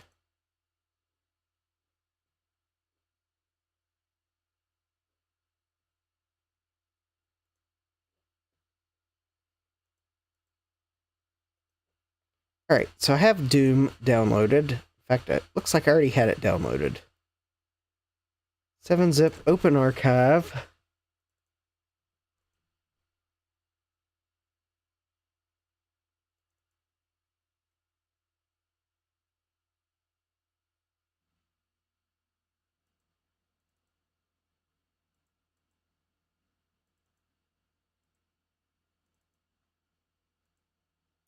Alright.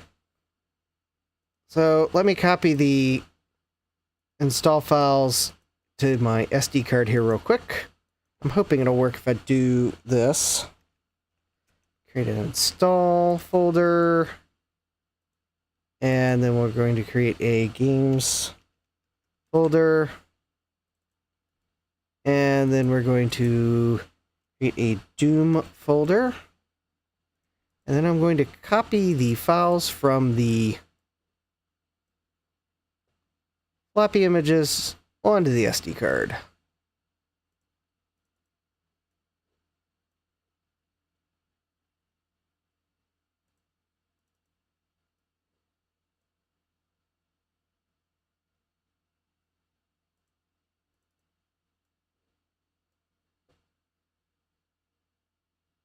Alright, and then we are going to eject. And alright, so now hopefully should be able to install Doom.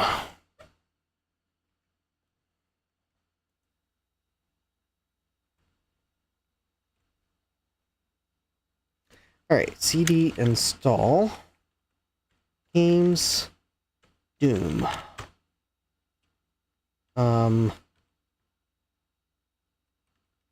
I can type. There we go. Install. Which drive to install to? Oh. Oh, it is the C drive. All right. Yep. Install to C. Doom. Yes, you may create it.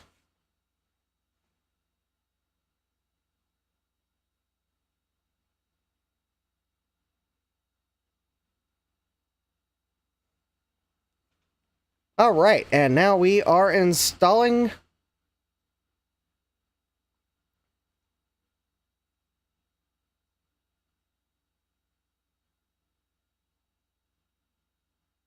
it does look like it's happy. We are expanding. All right, controller type, keyboard, music playback device. Well, we don't have anything connected yet, so we're going to have to say none. Sound effects device, PC speaker. Save settings and run Doom.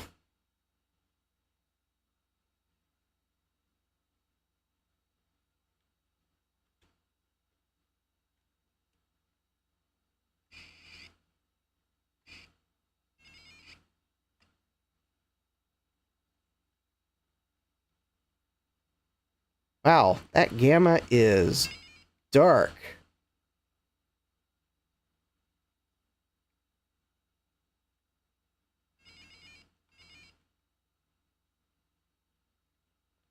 We are like dooming.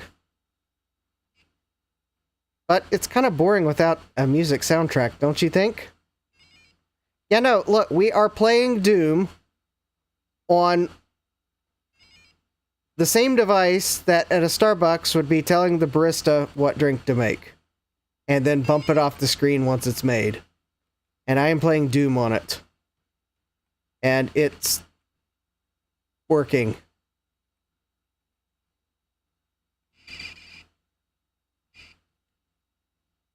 And I don't remember what the key is to fire.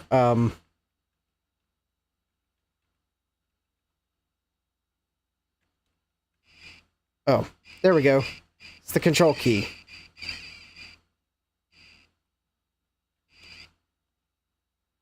I mean, yeah, we're playing Doom. Now we need a soundtrack.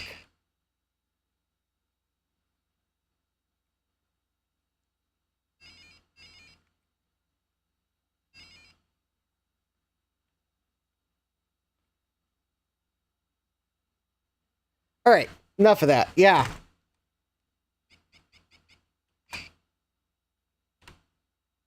So...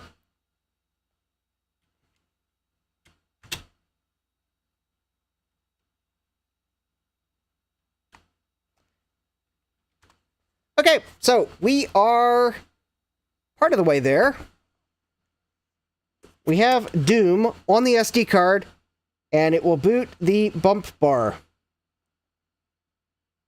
Excellent.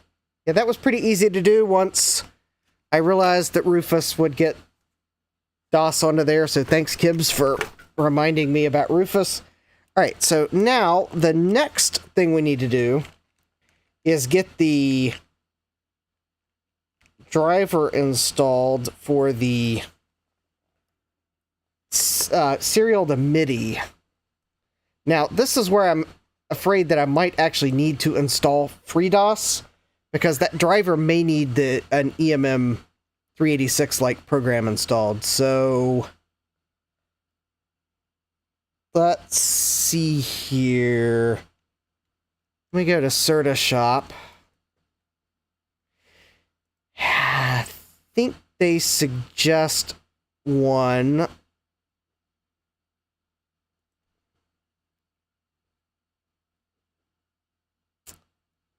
Soft MPU. I think that was the one I wanted to try first.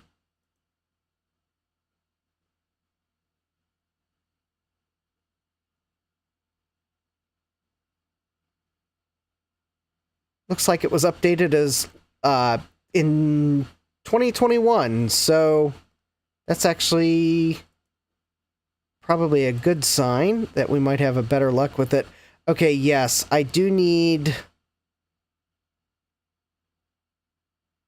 an EMM 386. Says you need EMM 386, 4.46, or QEMM 7.0.3. So I am going to need to install FreeDOS. Alright. Probably means I need to...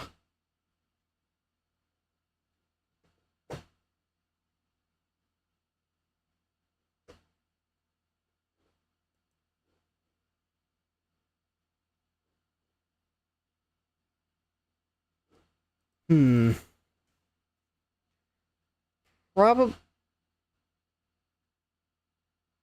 yeah, that's newer than EMM 386. So actually...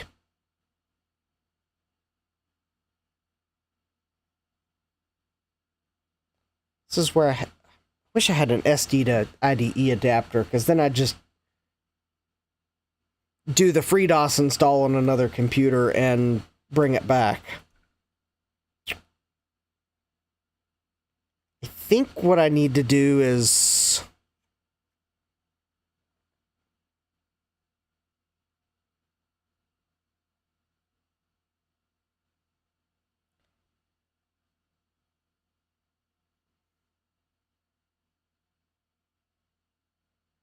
probably use Rufus to copy that.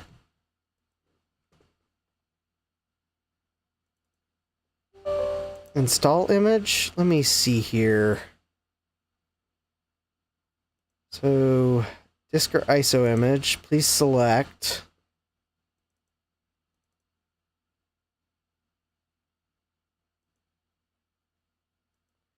Alright, so if I... alright, I need to find a thumb drive.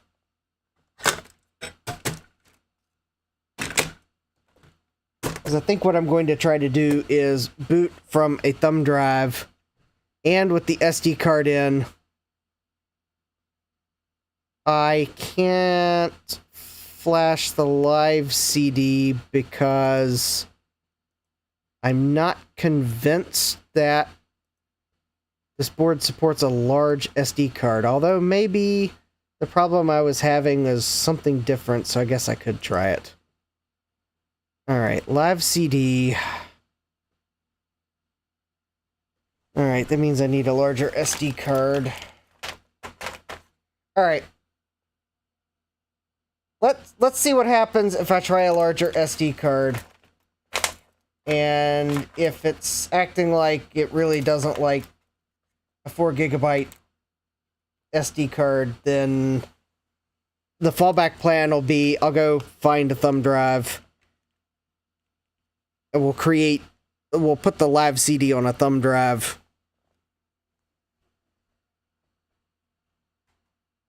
Of course, the problem is the live CD going to have any room on it? Alright, let's select... Oh, well, I can't select... No, Rufus, you can't write that file. Let's open the zip file, extract the zip file, and then...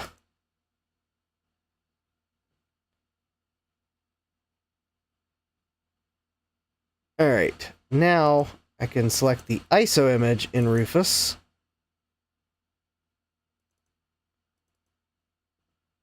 Alright.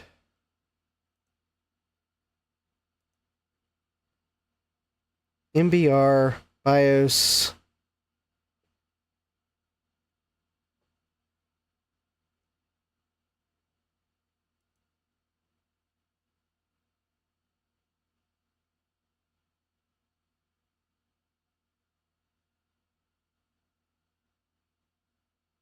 Alright, let's just write that and see what that does. Alright.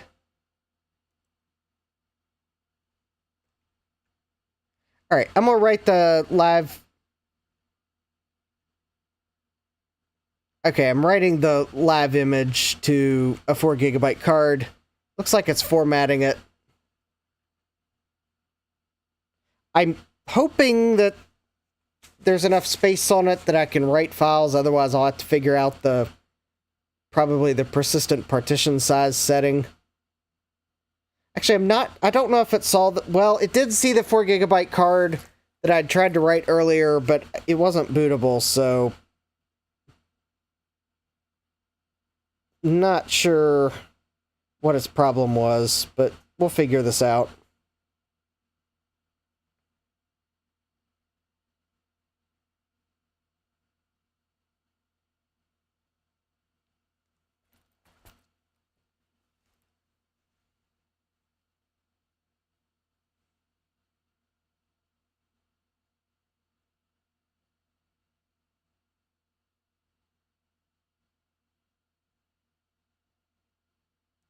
Alright, still formatting the card. This may take a few minutes.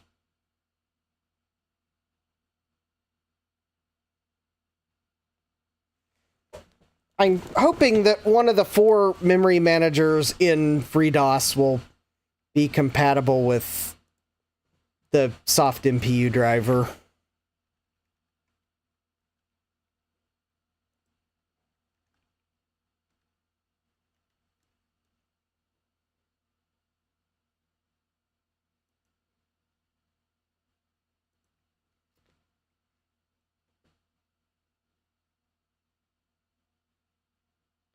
Oh, the FreeDOS wiki is down because they're moving it to a new server. Well, that's unfortunate. Alright, FreeDOS books. Getting started with FreeDOS. Ah, okay, well at least the FreeDOS books are still available.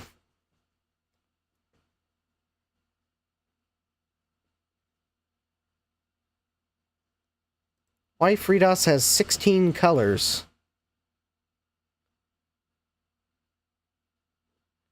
Oh, it has to do with the IBM PC.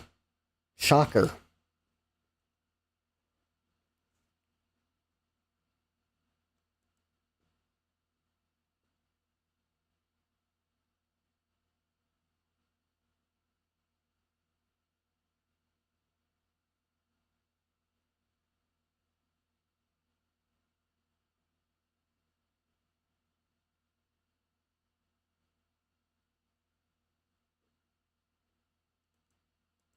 All right.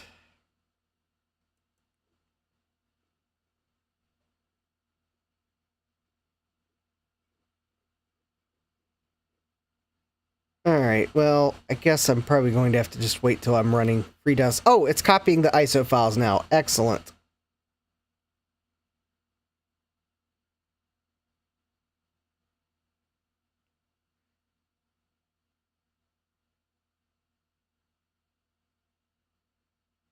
Alright, looks like Rufus is copying the individual files from the ISO, so...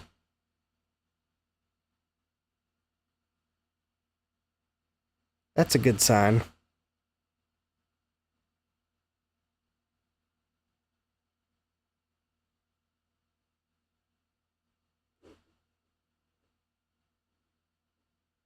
Alright.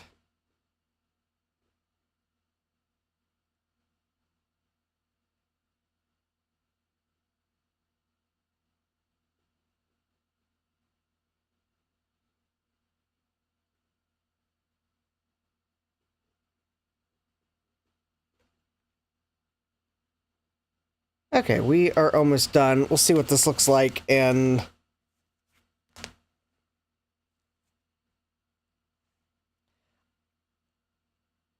I guess, you know, if this doesn't work quite the way I want it to, I can always maybe boot from the SD card reader. Actually, let me try that. I will boot from the SD card reader, but I'm going to put the SD card with FreeDOS back in it, because maybe I can just install the files I need to install without undoing my Doom install, as long as it took to install. Alright. Might as well save myself a minute or two. Alright, oh. Alright, so let's try this.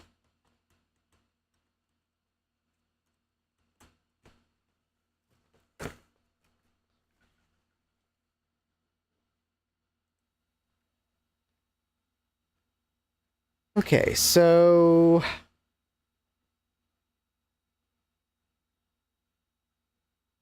alright, I think 1 is the one I want.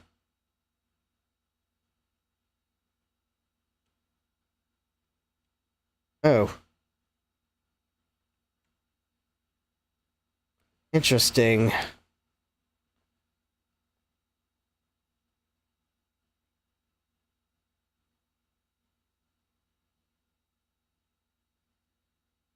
Very interesting. Okay. Well, that didn't quite work. Alright, let's... we'll boot FreeDOS from the...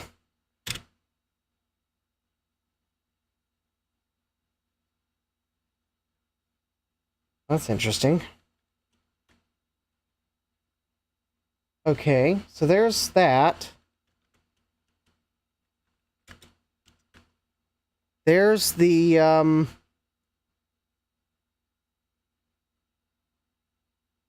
well, there's the... yeah, it looks like they used Linux for the FreeDOS bootstrap.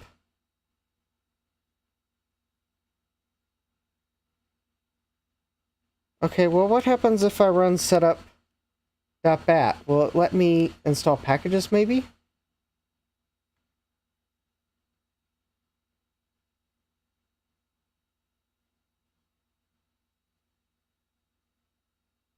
This thing is running off a bump bar. Keyboard layout, US English. I don't think this FreeDOS install is going to work right, though, because I didn't actually boot off of the ISO, because...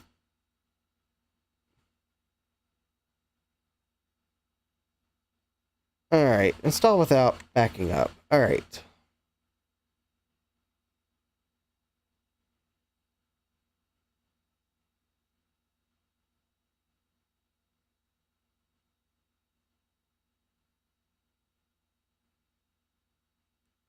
And... looks like it locked up.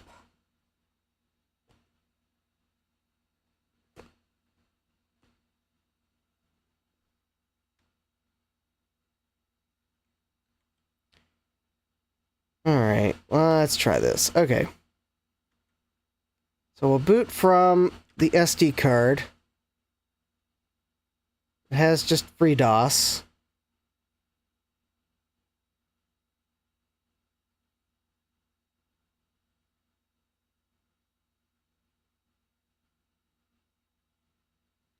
Oh, that's weird. Alright. So, I need to press escape for boot menu. Select that, and then I need to press the key so it boots from the hard drive. Whatever. Okay, I don't know. I think it's confused. Unfortunately, I think I've got a different version of FreeDOS that Rufus wrote than is on the live CD. So if I go to the live CD...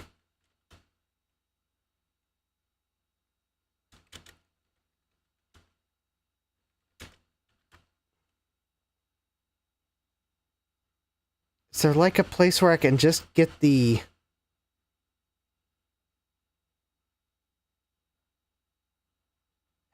bin...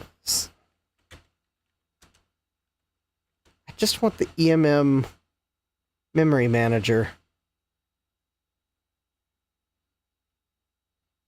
FreeDOS is weird. Maybe that ME-DOS install doesn't sound as bad. Well, unfortunately, the ME-DOS install didn't have a EMM driver. So I'd still be stuck with no EMM driver. I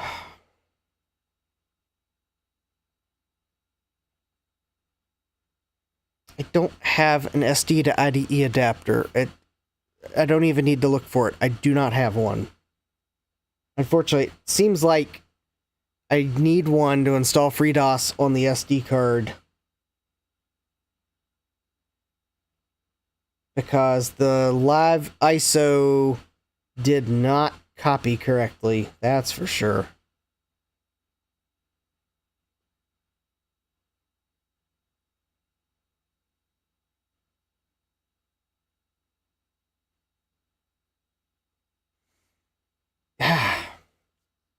Oh, I didn't realize I was going to have trouble installing a...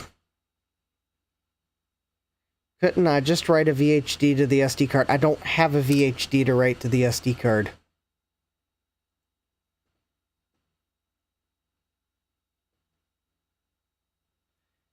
Could you not just mount the SD card on a computer and copy files into it?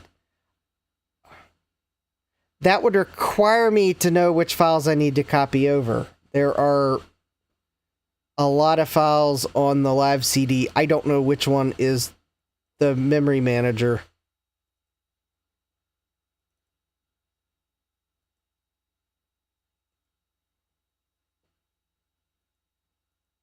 And it seems as if there's a... Also, the other problem is...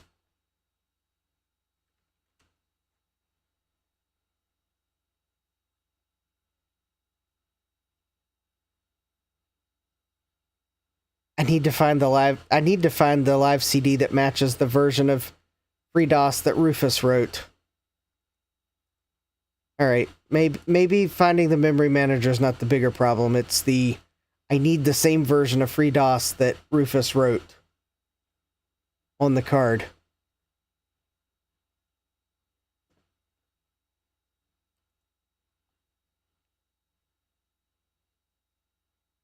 Files archive.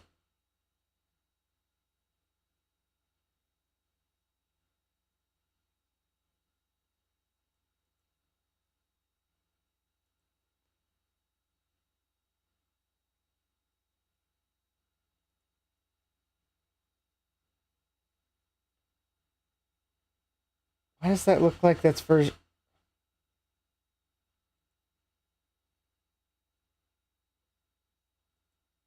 Alright. Let me see if I can figure out what version of FreeDOS I have, because the ver command did not give me a version that looked right. Okay, 3. Boot from USB. Okay, so I got FreeDOS kernel 2043.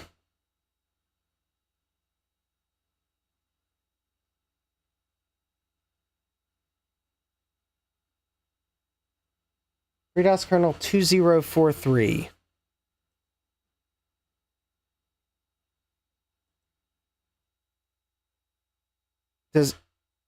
anyone know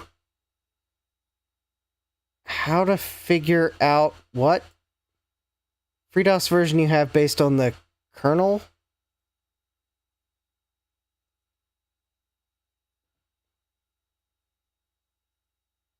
Okay. Not 1.1. Is it 1.2?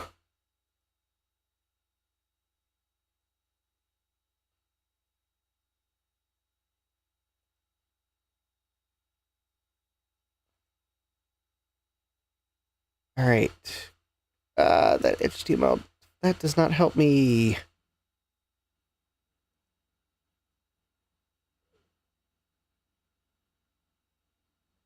One point two is 2017. 1.3? 1.3 is 2022.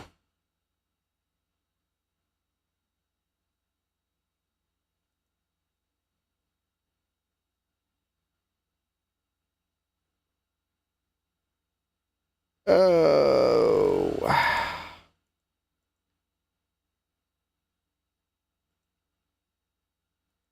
I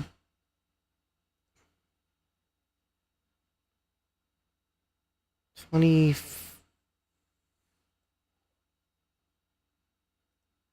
Oh, it looks like this is an old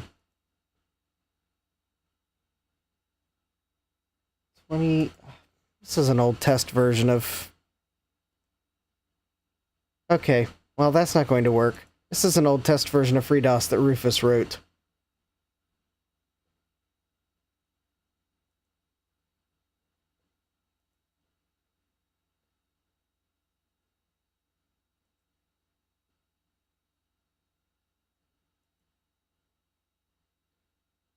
All right, well, let me...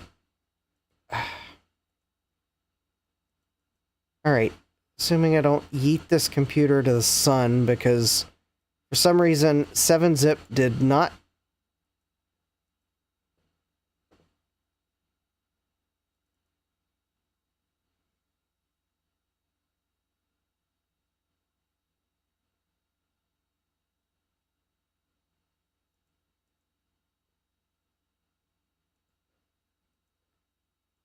link its extension. All right, 7-zip, extract files.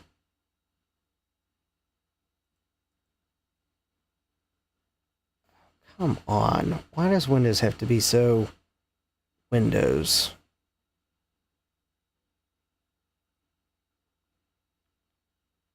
All right. 10 megabyte hard disk image file.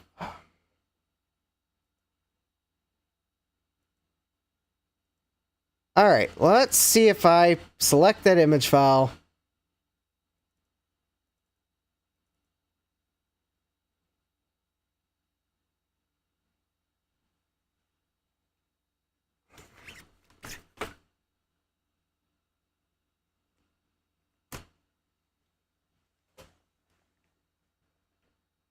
Oh, okay.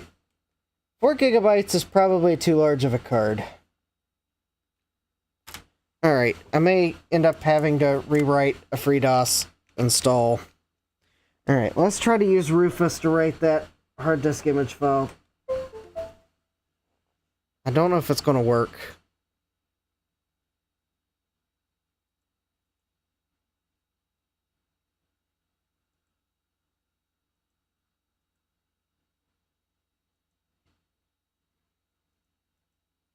Oh, that's nice. My USB card did not detect. Come on. You baduped. There we go. Thank you very much. Alright. Well, it looks like Rufus detected the...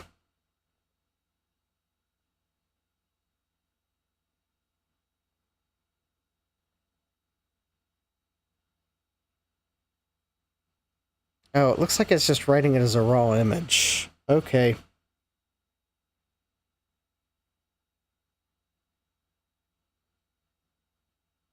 Alright, well, we'll see what this does, Kibbs. Oh, Kib says Rufus doesn't write VHDs, Belena can. Well, if what Rufus writes is bogus, then I'll pull out Belena Etcher.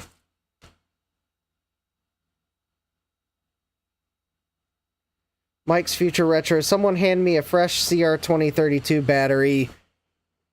I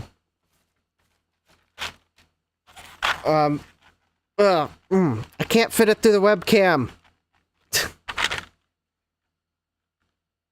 Yeah, I just ordered the, I spare every expense on CR2032 batteries. They're, like...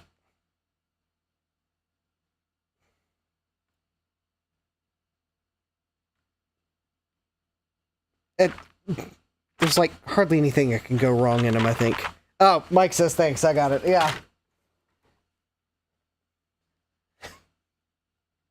Alright, we are writing the image at breakneck speeds.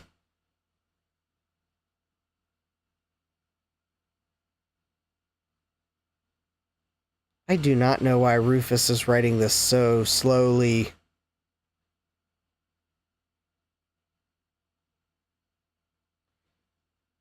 Actually, I'm going to cancel.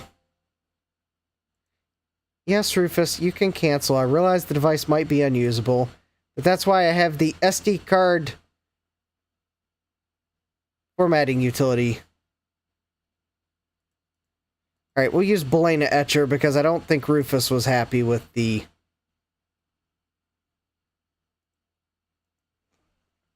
VHD. It looked like it was trying, but it was just writing it so slowly. Alright, Belena Etcher, downloads, VHD file. Looks like this is not a bootable image. The image does not appear to contain a partition table. Alright, this may not work, because Belena Etcher doesn't think this image contains a partition table.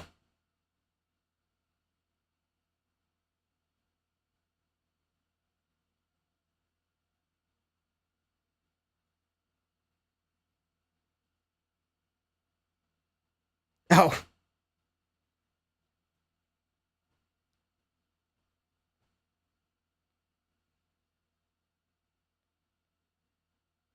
Oh, there we go. Belena Etcher's writing it much quicker, but...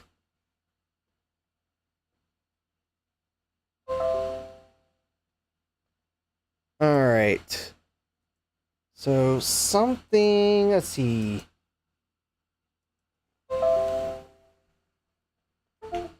Alright, well, let's see what it does. We'll just plug it in and go.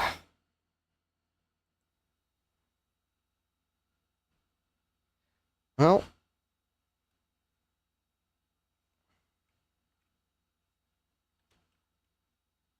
I thought I picked the right one.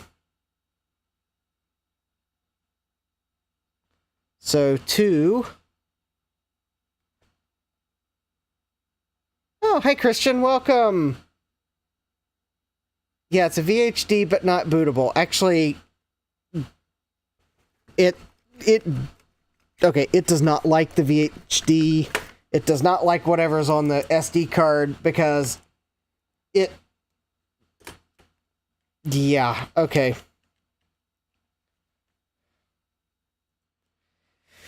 Alright.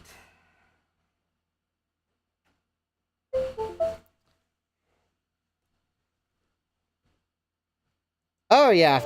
Okay, that VHD file... Yeah. Windows can't mount. There's no partition table. Alright, I'm gonna have to use the SD card formatter to... There we go. There. Now Windows should at least be happy with the SD card.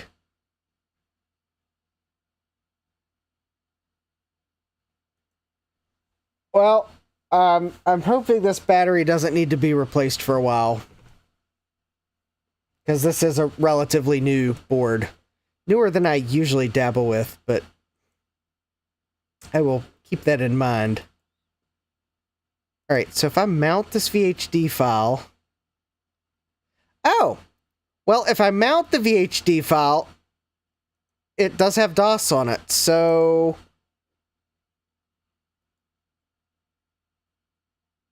Did I maybe...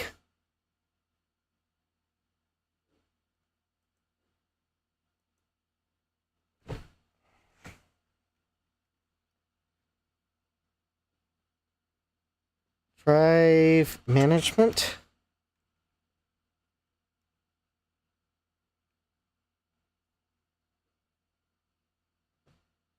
Alright, let's just do a quick web search here. Restore VHD to physical disk. Alright. That pin header is for the touchpad that goes to the bump bar. We will not be doing anything with that tonight.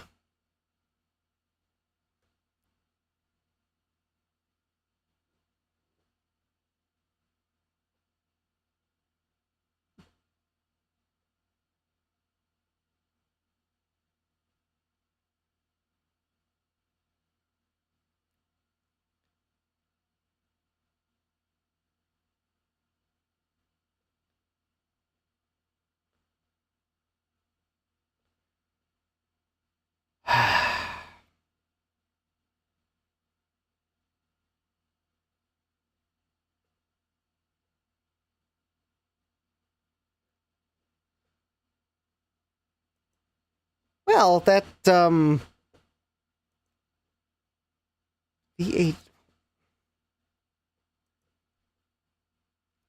Alright, I'm trying to find an answer that does not look like spam, or require software that I don't really want to download to do it.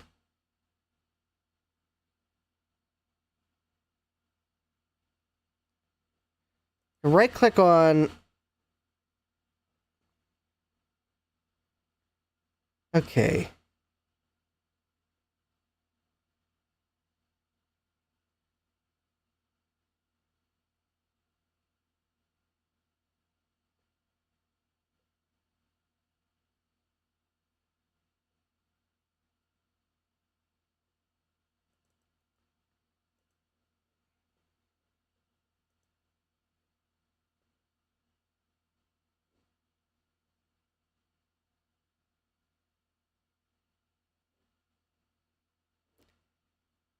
Alright, maybe I can use Clonezilla. Alright. Wait, that's not Windows software.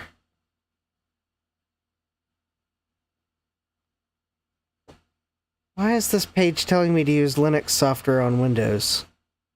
That does not make sense.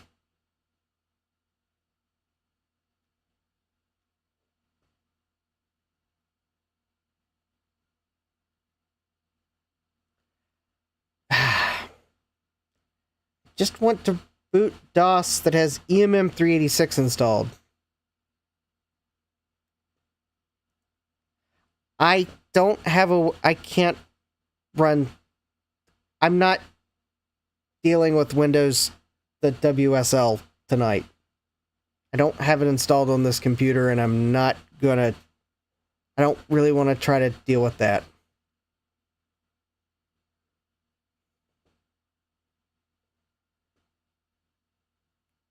I just want...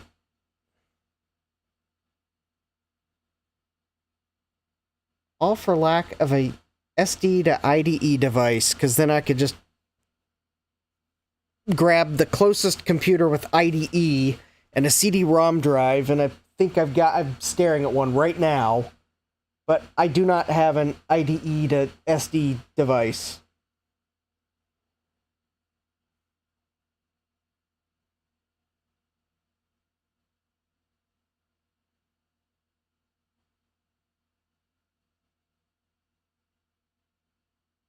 All right.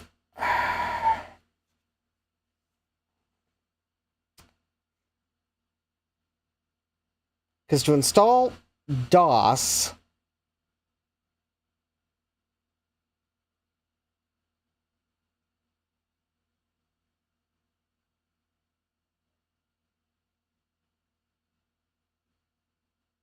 Wait a minute.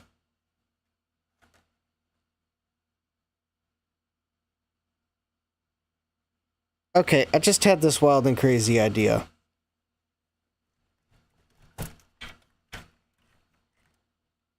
Alright, so I got a compact flash card adapter, and I got a compact flash card that I know has DOS on it. Now, this is not going to be a good version of DOS for running EMM386. But, alright, let's workshop here. Let's plug the compact flash to USB adapter into the USB port here. And let's at least see if maybe, just maybe,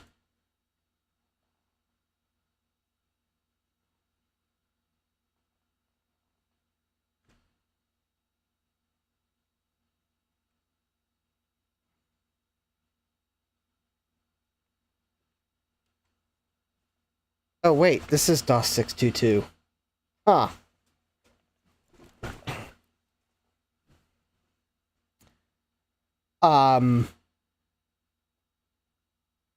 There was a reason I didn't want to use this card, but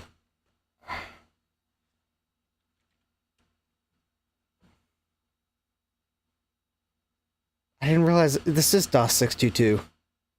This is like a card for XT computers. Alright, I got another compact. I wanted to save this for, like, the computer that I actually have this for, but okay, this works. Alright, so we got a path forward. I really don't want to have to install any more software tonight than I already have. This kind of... Rufus would not write a VHD file. It was going so slowly, it was not instilling confidence. Win32 Imager...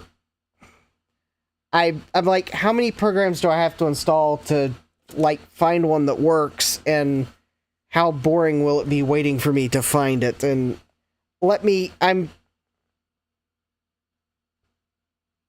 I know I've got another compact flash card around here that has a DOS install on it that I'm willing to, like, potentially mess up. This one's for my Emerson 8000 EC. That's why I don't want to use it.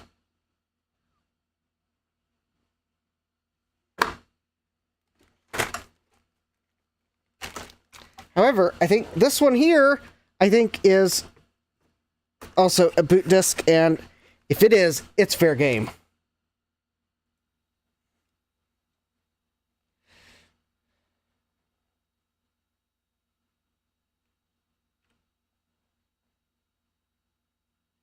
What do you know? It even has a memory manager installed.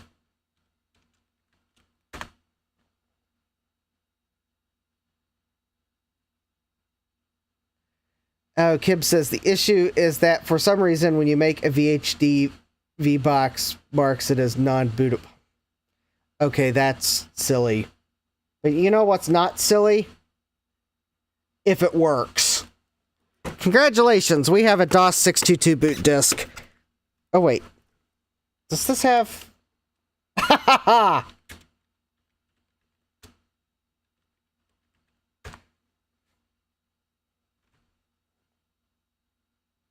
Oh, look!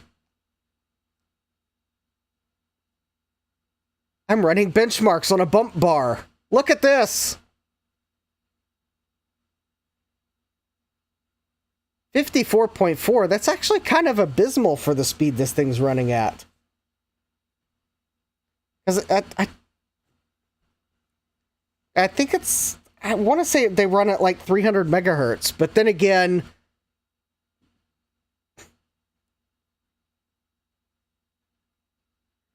Win32 disk imager. Well, I think I got a path forward. I'll look into Win32 disk imager, because the thing is, I have WinImage, but I don't know that it can deal with a virtual disk image file, especially one that's not marked as bootable. If it's not marked as bootable, then there's no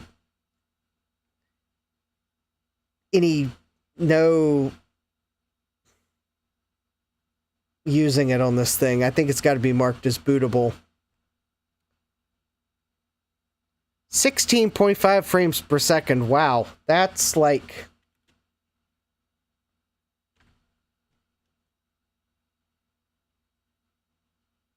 Alright, well, we got graphical anomalies like happens on faster computers.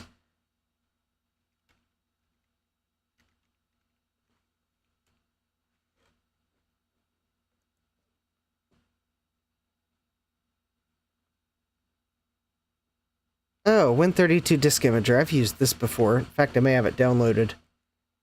8.9 player bench. Wow, that's actually kind of bad. Alright, but this is the important one. Doom. Doom benchmark.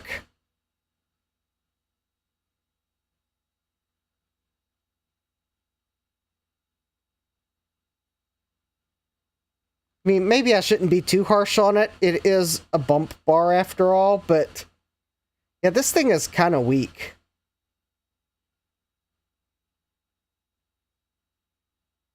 I am with you. This is rather weak for what it is.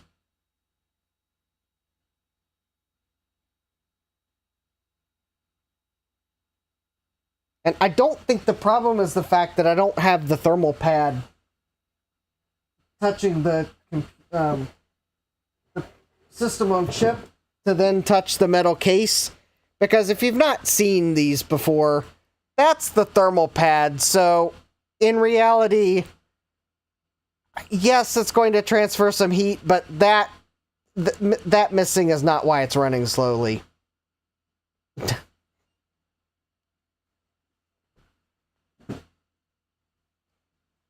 At that point, I think the thermal pad is the heat sink. Yeah, it's like a thermal block of... It's like a thermal pad block, which I think at that point, the thermal pad is the heat sink. Prove me wrong. In fact, I bet if I put a metal heat sink right on that processor, I wouldn't really have a way of securing it, but it'd probably work better than that thermal pad. 2134 game ticks and 3305 real ticks. That's kind of slow. Alright, I would like to know if Quake will even run.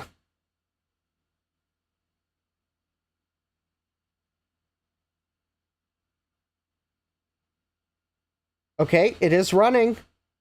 Oh, wow, that's...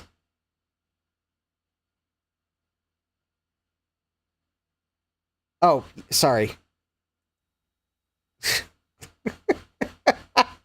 That is a slideshow. I don't have any thermal glue. That would probably be the way to do it. In fact, actually, it would probably work just fine to thermal glue a heatsink onto that processor and skip the thermal pad to the case, because that thermal pad to the case isn't doing anything. A heatsink, even in dead air, would probably work better than that thermal pad. Yeah. Kib says, how abysmal is it running? Yes. Something tells me this system on chip does not have a powerful floating point unit.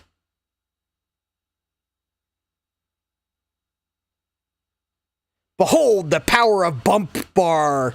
Your barista can make your coffee faster than it can play Quake.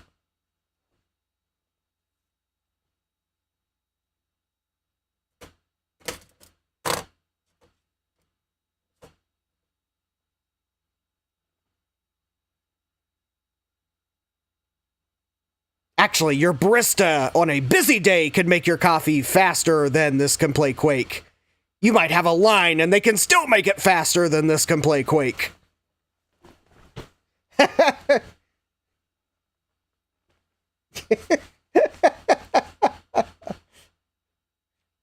You can run around your Starbucks 10 times faster than this can play Quake, and then order your coffee, and your barista can make it before this will finish playing Quake.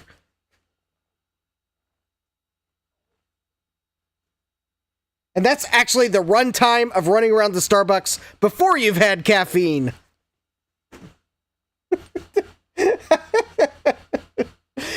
Yikes, this is like... Okay, I'm gonna have to run one of the CPU benchmarks just to even see. Kim says the barista can run Quake faster on the cash register. Probably. Oh, yeah, very probably. Oh, by the way, if anyone's wondering, the VGA chip is, like, not even... I mean, it's a little bit warm, but, like... Okay, the system on chip is not painfully high. I mean, it's much warmer, but... I think a VIC chip is warmer than this system on chip.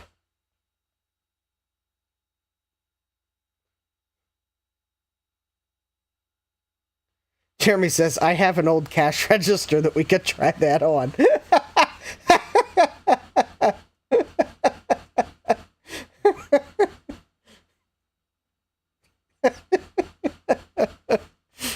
Okay, I think I see why the YouTubers run Doom on these bump bars and not Quake. Now, granted, this isn't 640 by 480. I kind of thought 300 megahertz should be fine, but no, apparently I was wrong. I'm not even going to try the lower resolution.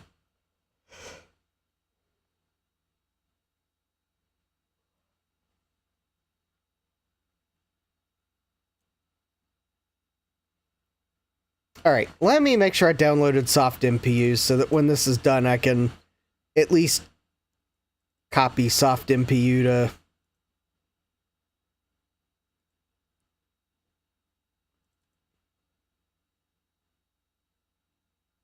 Yep, there we go. I got soft MPU. So we'll make sure I can get soft MPU running, and then we'll have to figure out the pinout of the serial port. Robert McKay says, is this one a 486? I suspect that may be very true. Let's see what some of the utilities say this is.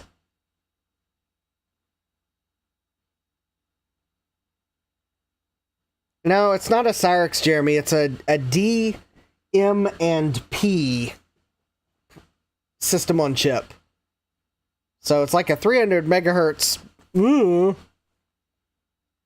Okay, that 3.5 frames per second. I know you can't read that. It says 3.5 frames per second. Yeah, not... Let's see what hardware info says. Yeah, you're not playing Quake on that.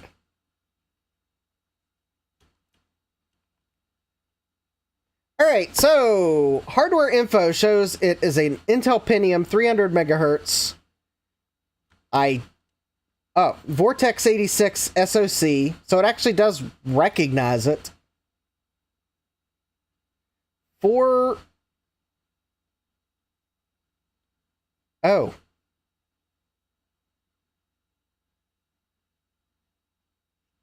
Yeah, okay. Bus type PCI plus PCI Express. So it's got 8 kilobyte cache, level 1, and that's it. Alright, so we do have 128 megabytes of RAM.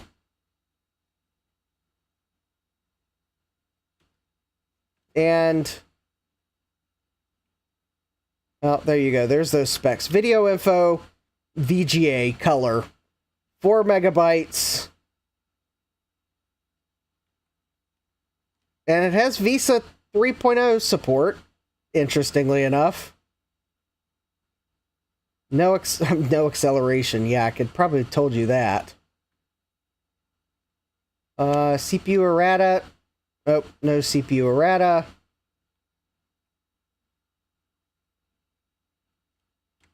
Alright, let's see here. System info. Okay, so System Info thinks it's a Cyrix 586.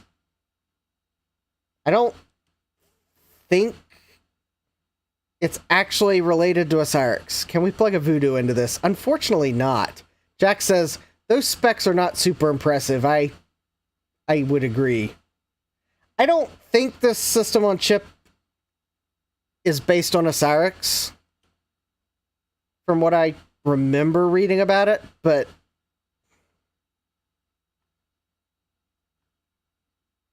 I'm thinking it could be...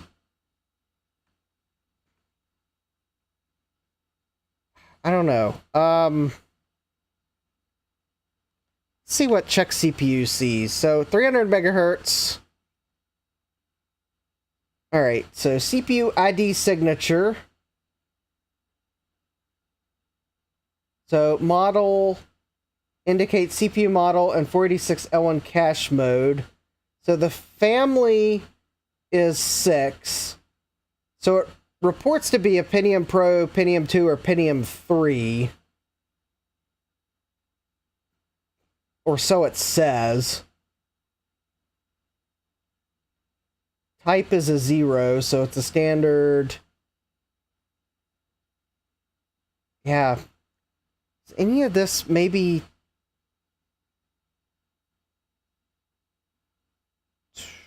Is it top bench?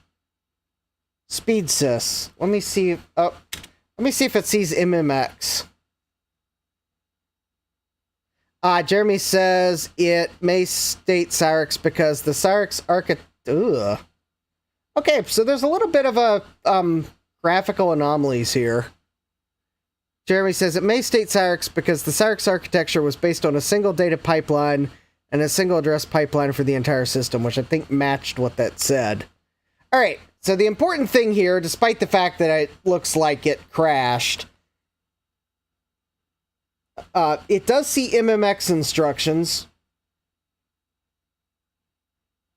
And it kind of looks like it crashed, so...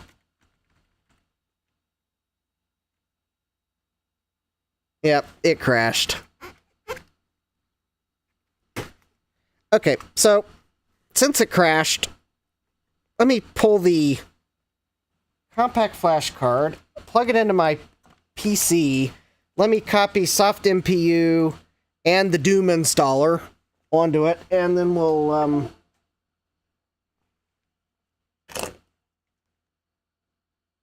see if we can't get... We'll get Doom reinstalled. And we will try to install soft-MPU, so...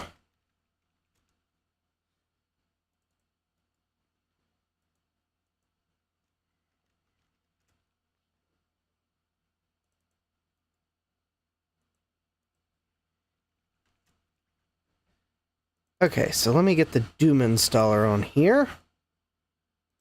Doom... Oh, that's my folder. Alright, let's see here. Nope, that's soft-MPU. That's my downloads folder. There we go. Doom... Let's see here. Open archive. Alright, so let's see here.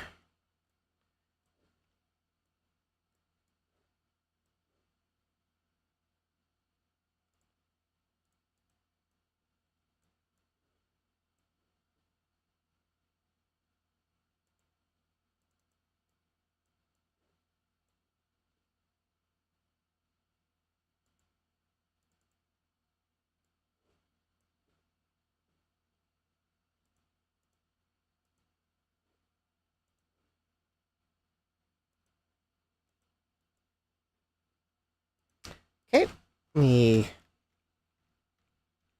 soft MPU. Let's copy that over. At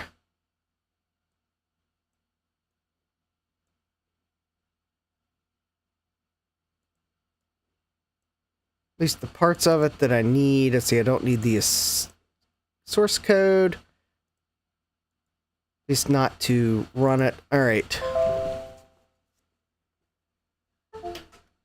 Okay, so now my compact flash card has more goodies on it. So let's...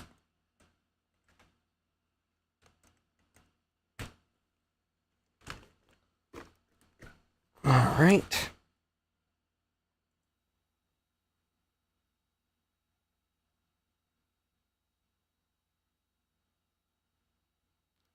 Jack says, I don't think anyone ever bought a Cyrix CPU thinking it was technically superior. Jeremy says, it was the budget choice for sure, yeah. Crashy. Well, I don't know if that program was meant to run on such a new system on chip. New. Alright. Let's see here. Edit config.sys. Alright, there we go. I just want to see if soft MPU will load.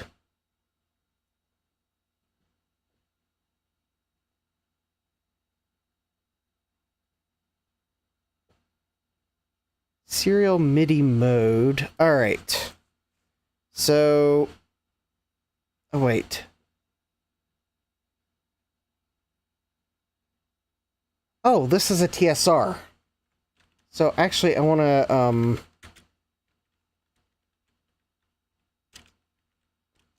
want to put it in autoexec.bat. Alright. And let me fix this. Alright. And also, why did Microsoft put Smart Drive before the echo off? All right. So C soft MPU .exe. See, so MPU 330 output COM1.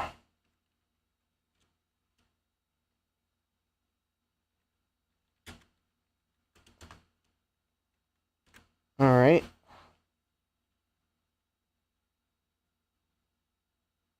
Let's see if this boots. All right. Yes, I could have just run the command, but hey. Let's make sure it works front to back. There we go. Software MPU emulator. Oh.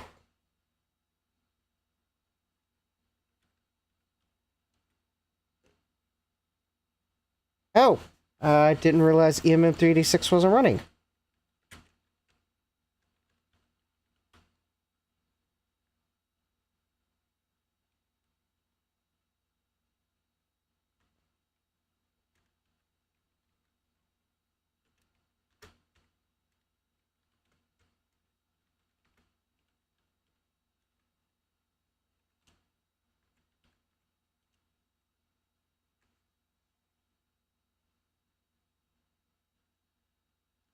All right, so Christian says, went and checked. Basically, SIS bought a little-known CPU maker named Rise back in the 90s. Whoops. Did I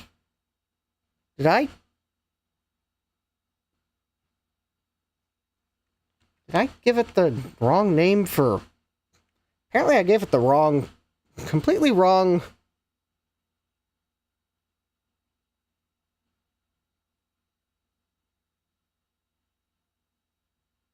Oh.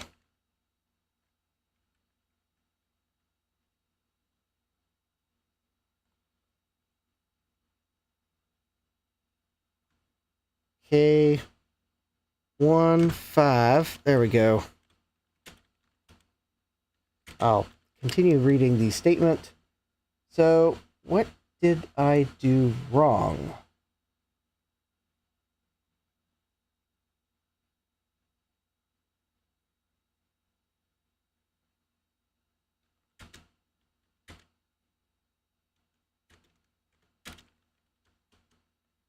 So EMM386.exe.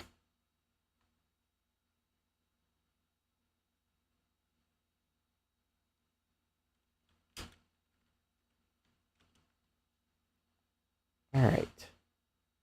Syntax EMM386.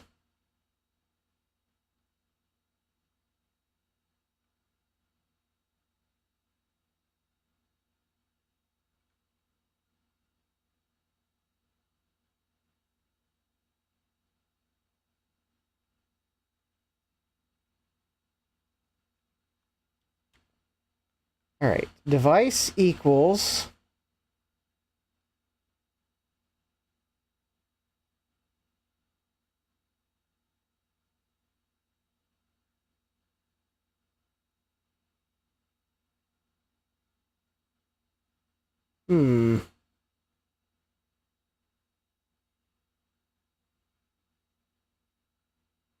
Oh, all right. Let's try.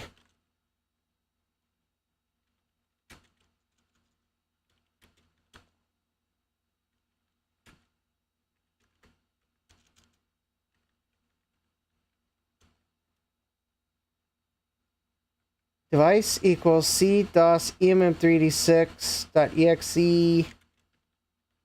No EMS. Okay, maybe I just.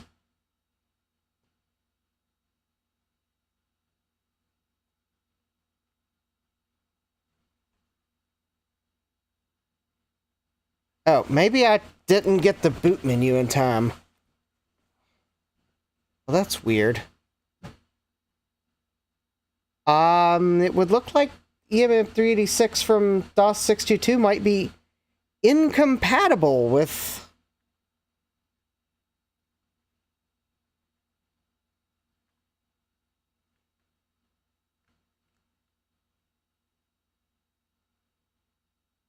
Well, I may have to use FreeDOS after all.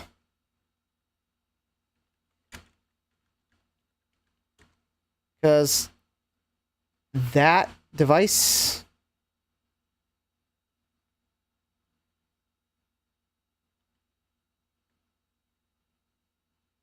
Did that parameter need a slash in front of it? That's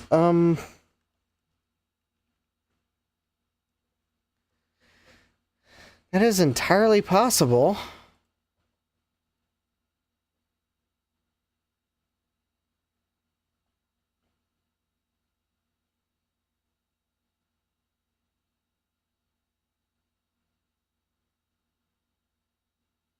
No, I don't think it needs a slash.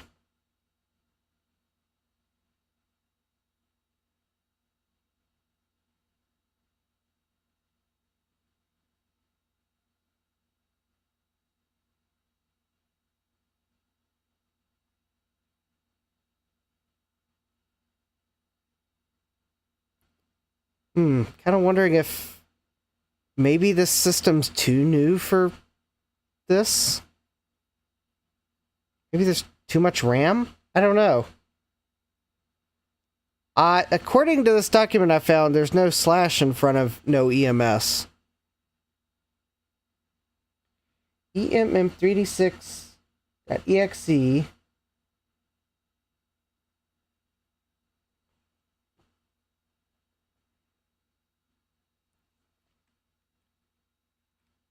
I'm wondering if it's trying to use memory that it's... Alright, let's make this test mem off. No EMS.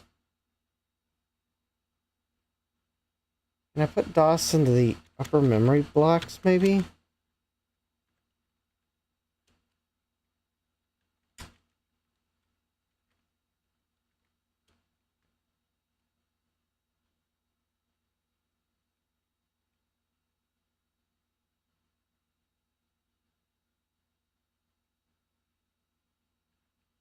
All right, let's try this. So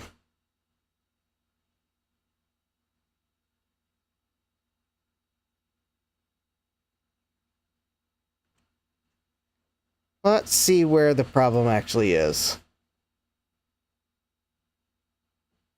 Fun to imagine the system being too good. Okay, DOS, hi, UMB, yes. Sever, why not? Hi, mem, yes. MM386. Okay, so that's not the problem. Files equals 30. Yes. Interesting.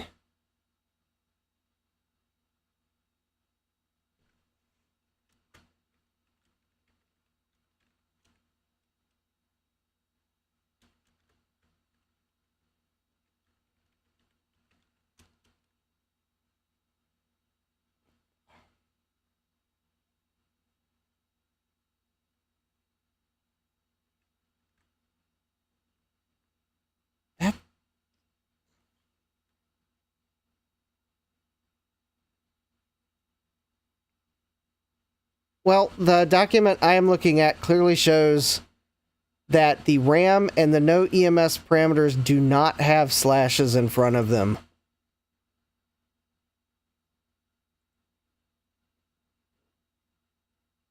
Yes, I believe they're switches, but I believe they're switches that do not get slashes.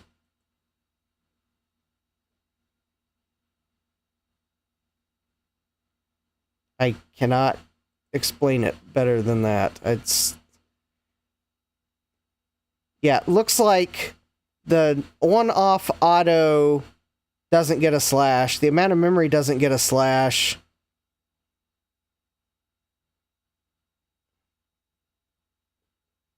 Actually, it doesn't look like anything on EMM 386 gets a slash.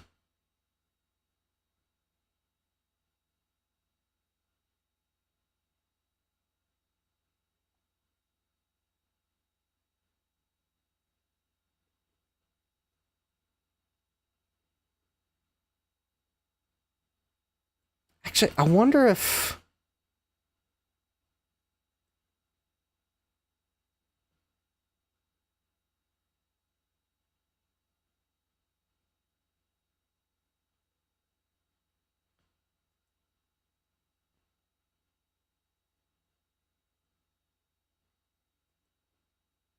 Wait a minute. Is it,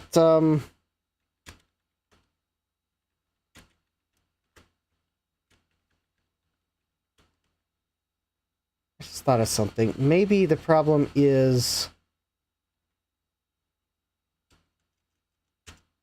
that?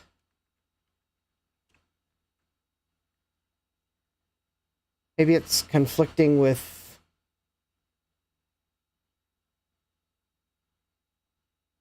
ROM space, because... No? Alright.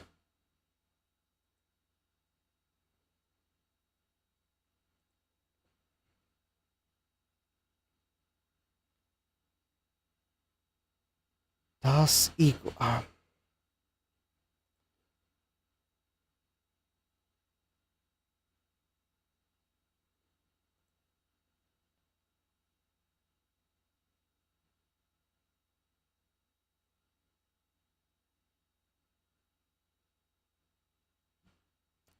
mm.sys.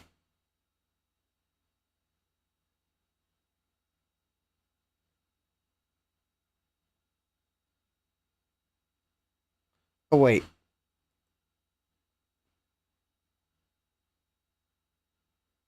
No, I don't know.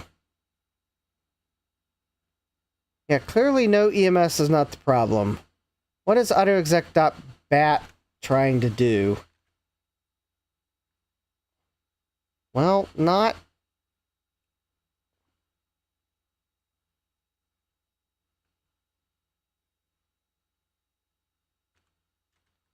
Alright, so...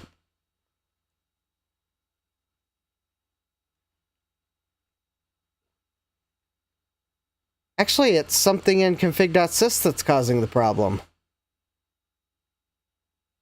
No, I just told it not to process autoexec.bat. So... let's see if I can narrow it down.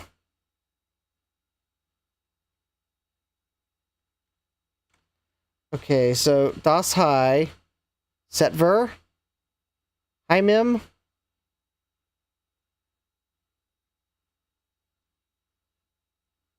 Well, logically it would be that, because that's the last thing I... It's emm386.exe.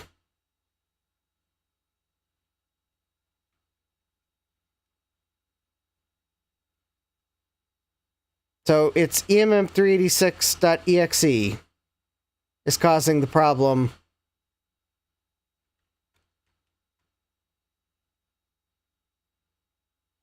So, alright. I know there's a bunch of...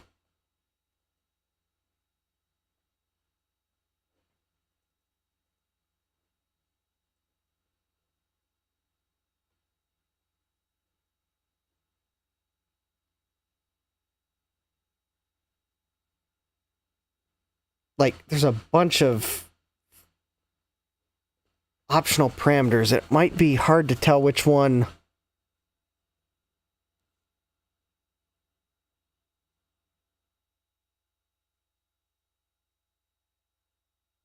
So I don't want EMS, so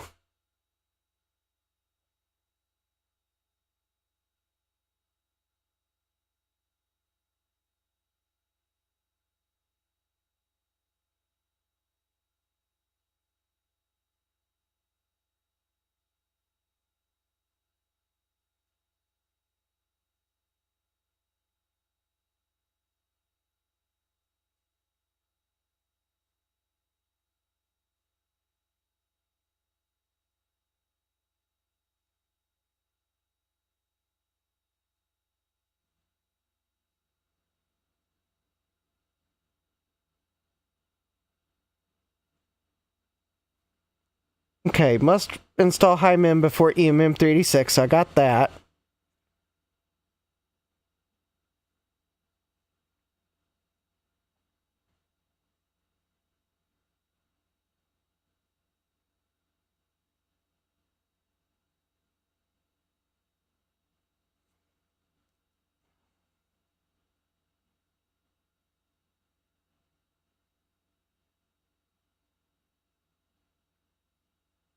You know, I don't think I need to put the no EMS parameter. Maybe I should just strike that.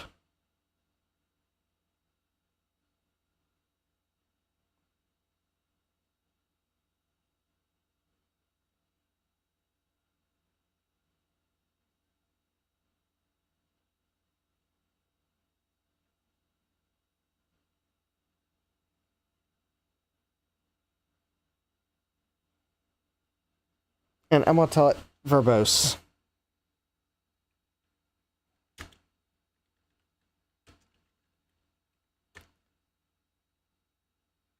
All right.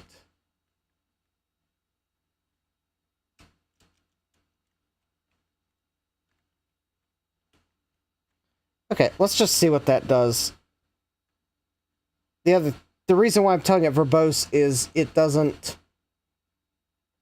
it'll print more out.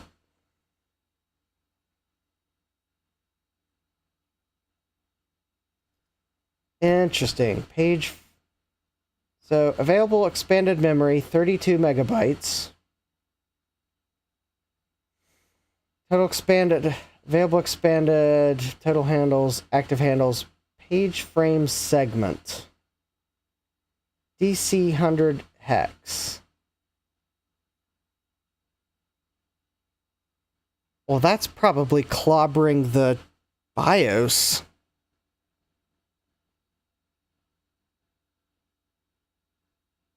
There could be.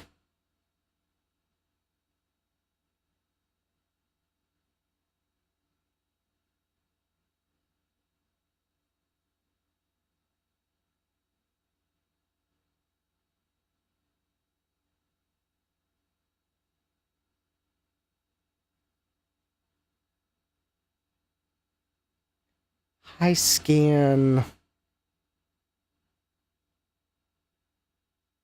All right.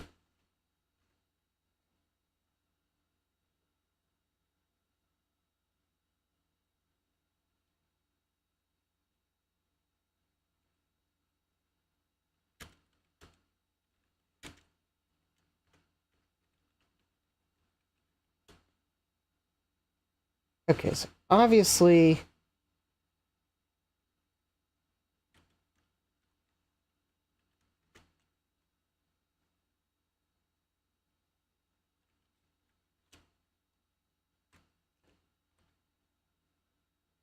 I don't know if that's really going to help, but why not? All right.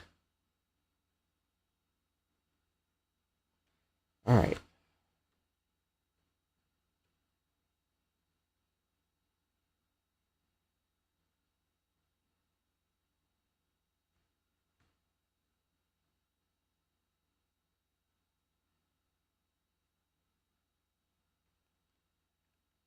All right. Well, let's try. I'm going to try more disabling.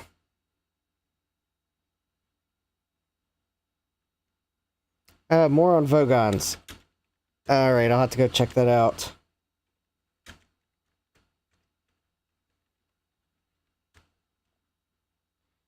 Okay.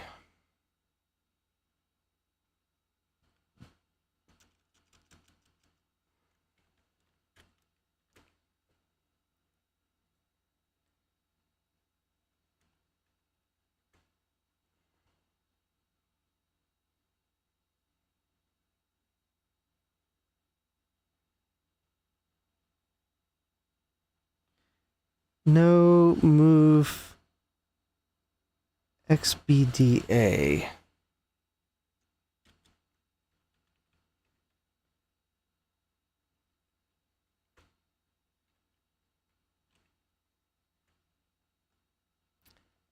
Alright, let's see if that does anything. I'll go through what those do if it works. As best as I can. It's not like they're documented that great. Alright.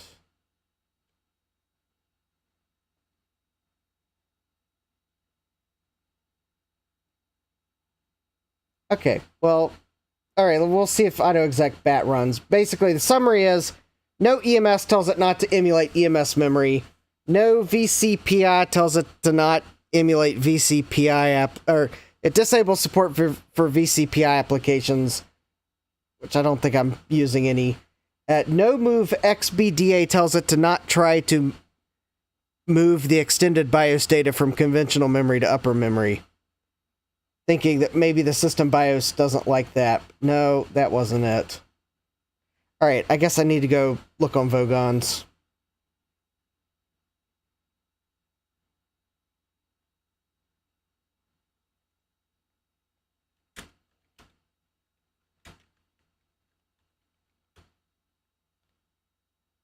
You know, I could... Whoops.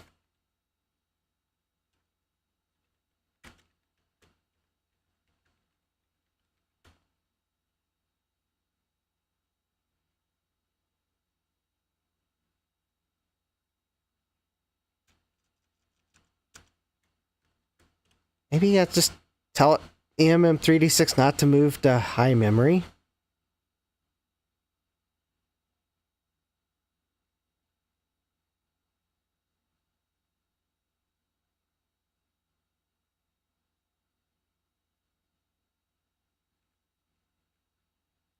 Alright, let me look on Vogons here real quick.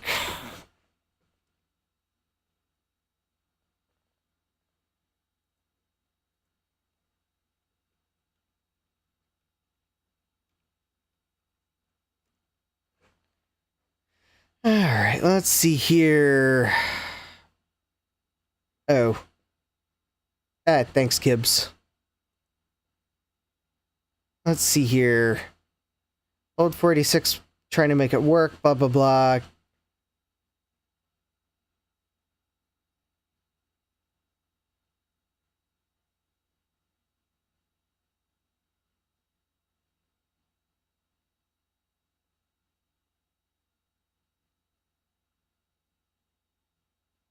RAM, high scan, include... That doesn't...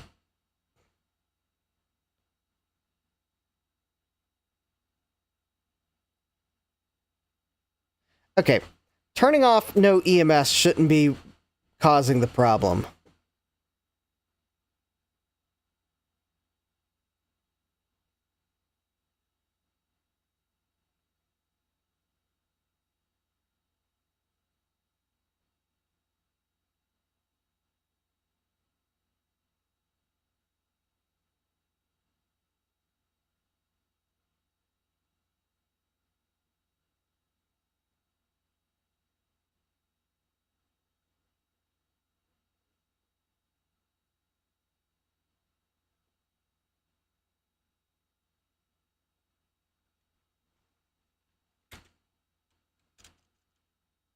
Alright, well, let's see what that does.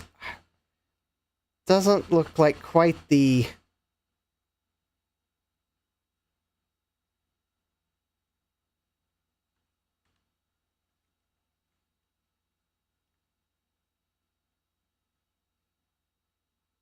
Oh, well, I've got it in config.sys right there.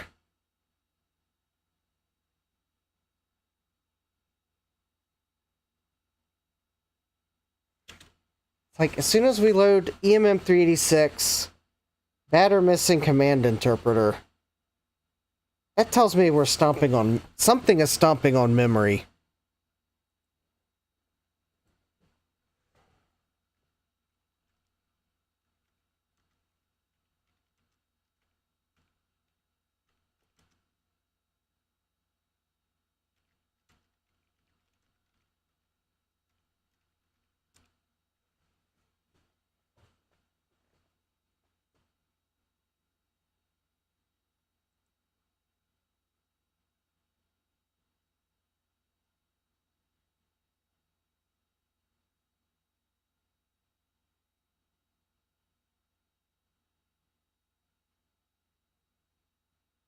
Hmm.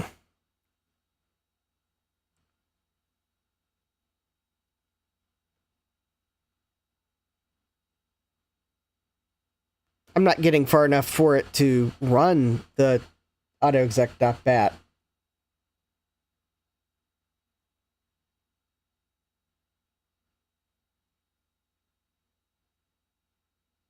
Yeah, something is...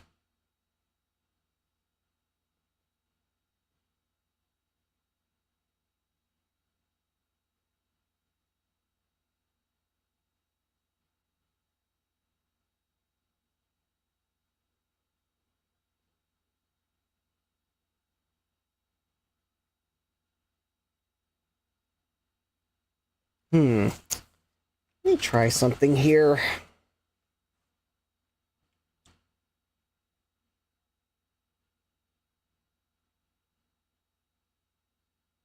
Alright, DOS equals high. Let's say no to that. Set ver. I don't think that's strictly needed. HighMem.sys. Okay, I think we need to load HighMem.sys for EMM386 to work. So we'll try that. Files equals 30. Okay, that one should be fine. Process autoexec.bat file? No, okay, so it was not loading DOS high that caused memory to get stomped. I'm wondering if I just need to...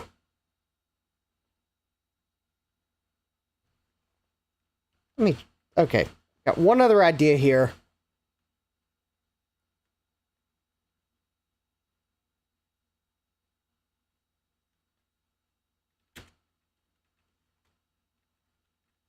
Luckily I have Check It installed, although it may behave badly. Alright. So, what does it see on the memory map here?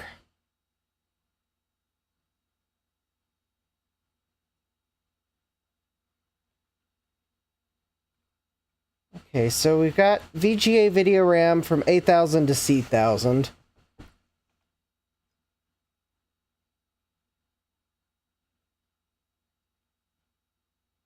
Video ROM, nothing. High RAM, nothing. System ROM.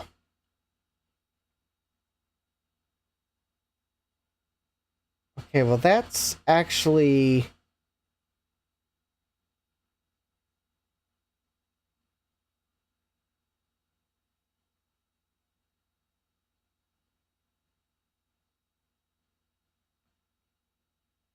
Okay, that's a weird memory map. Okay. So, VGA video RAM, A1000 to C1000. Alright, so if we stomped on VGA RAM...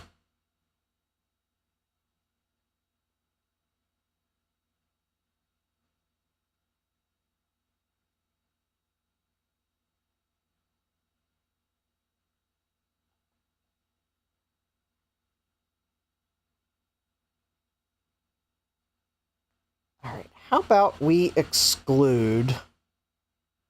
So on EMM386, I am going to explicitly exclude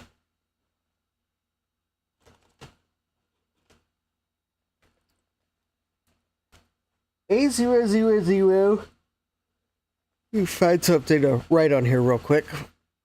Alright. I'm going to explicitly exclude the ranges that have things. So I'm going to exclude A000 to C7FF. So from the beginning of VGA RAM to the end of the video ROM.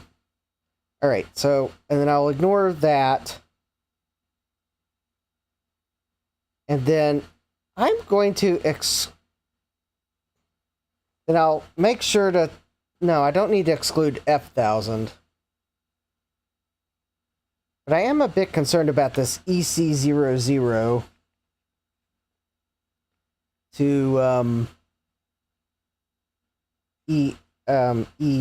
EFFF. That high, it's showing as high RAM.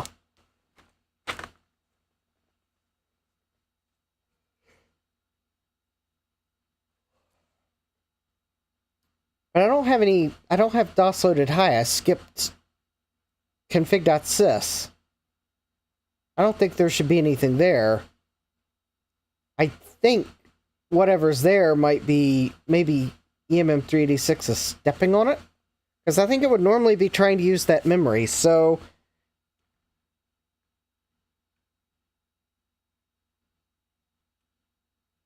Oh, sorry, I'm curious about its benchmark. Oh, maximum performance reached.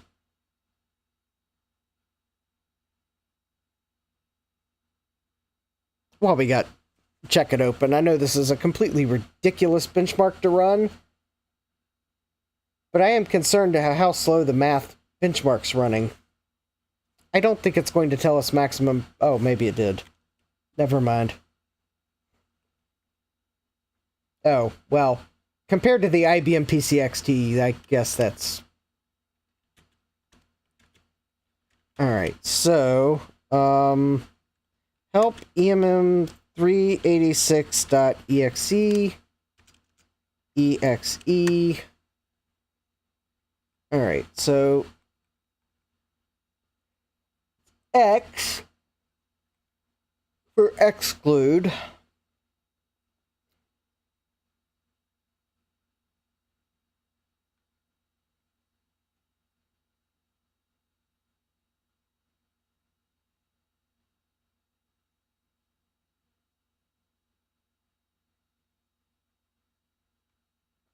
Okay, so it is X. All right.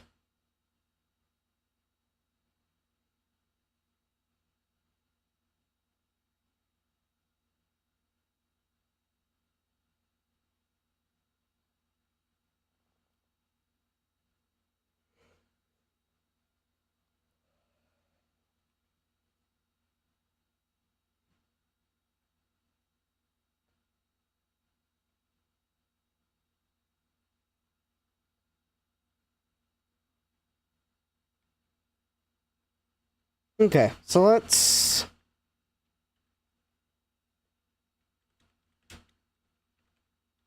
Let me double check there's nothing in HiMem.sys. I don't have the EMM driver installed. I skipped everything.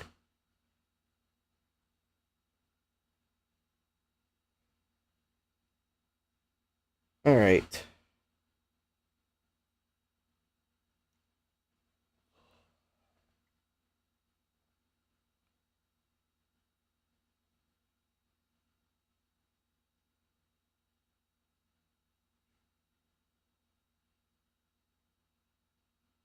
All right, let's see here.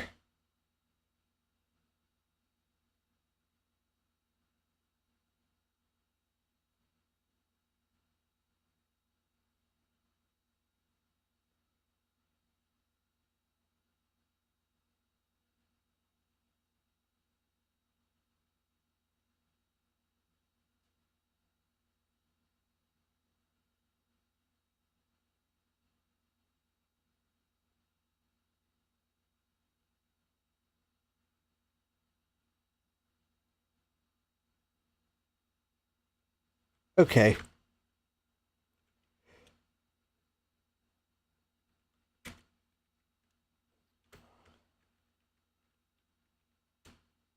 Okay, so I am going to...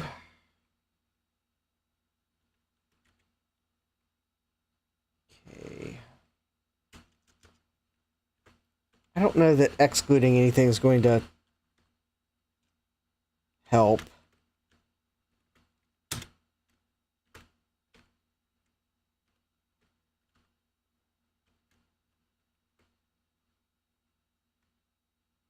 I would like to load DOS into the upper memory area if it will cooperate.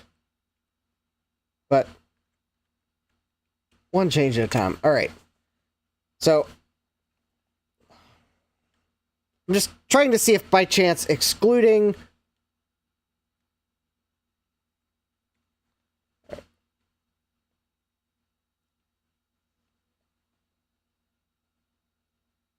Okay.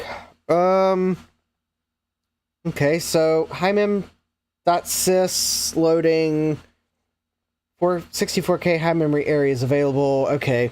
So let's see what EMM386 does. Okay, upper memory starting address C800. Okay, well, that seems reasonable. Alright, wasn't that.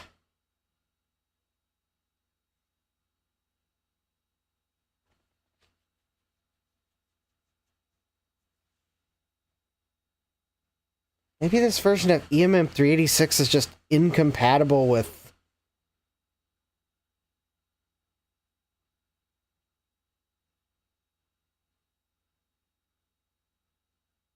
this board. So I guess...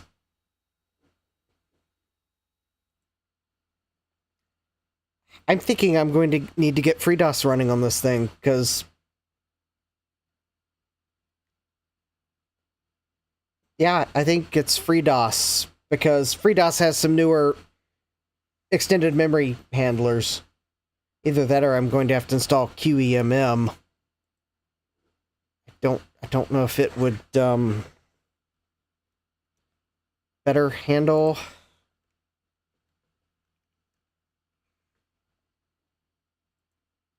newer computer, maybe?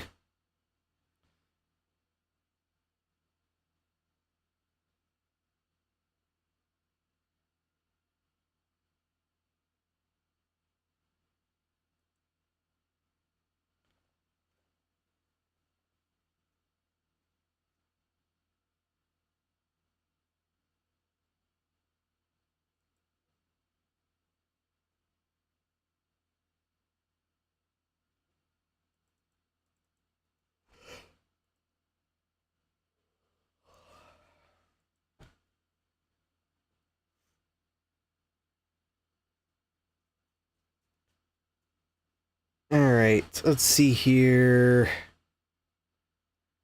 QEMM.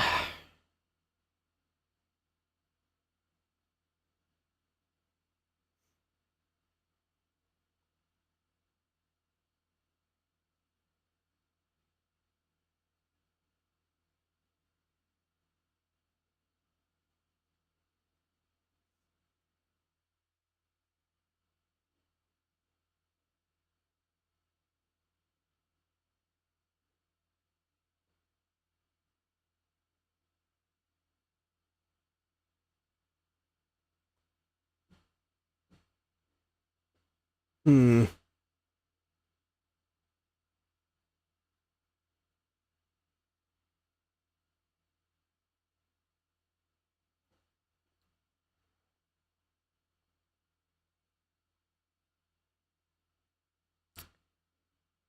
Alright, let's give this a try. One last thing. So I'm going to download QEMM.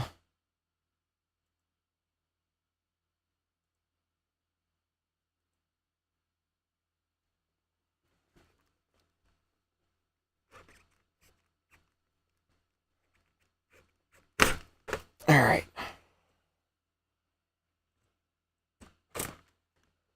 So...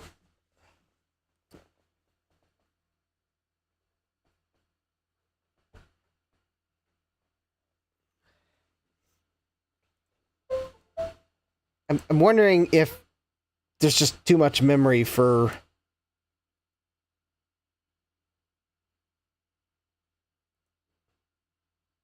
this, for EMM386.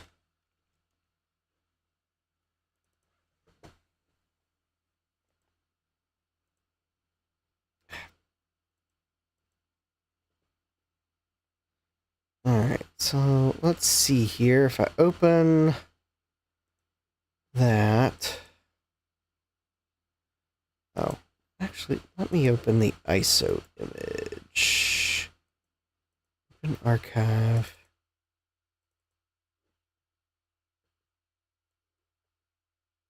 Alright.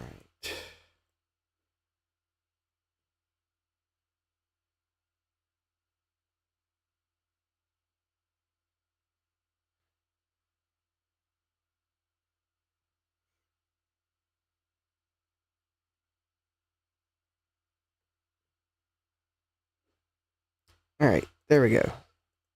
So, it's the latest version of QEMM.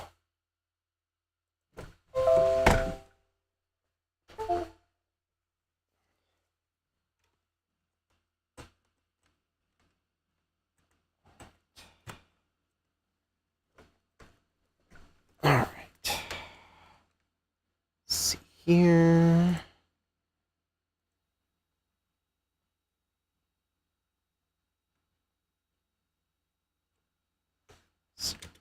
Let's see, cd dos edit fig.sys.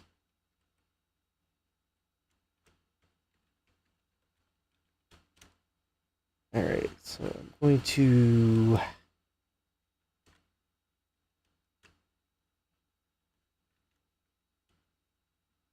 delete that. Reboot.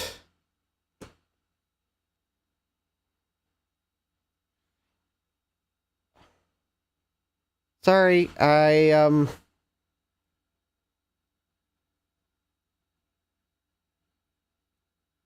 memory equals 32,768 as an argument to EMM386.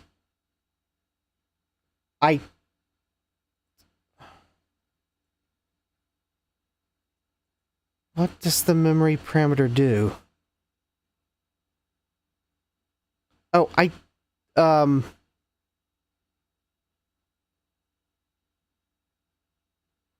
don't want expanded memory, which is why I was trying not to set it up. Doom doesn't need EMS.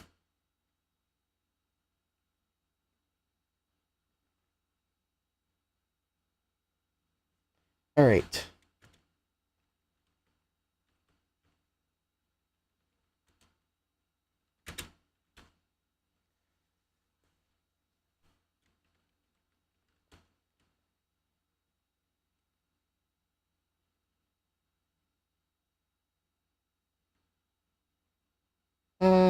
Yep, that's fine. Fine.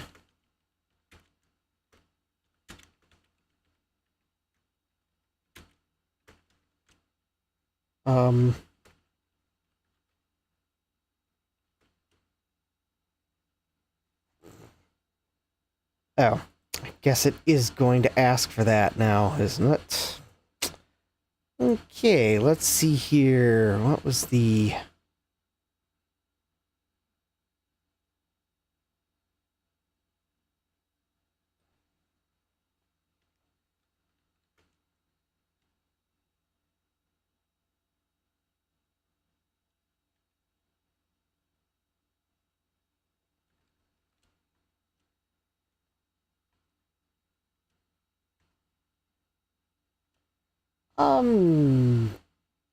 Express install's fine. All right.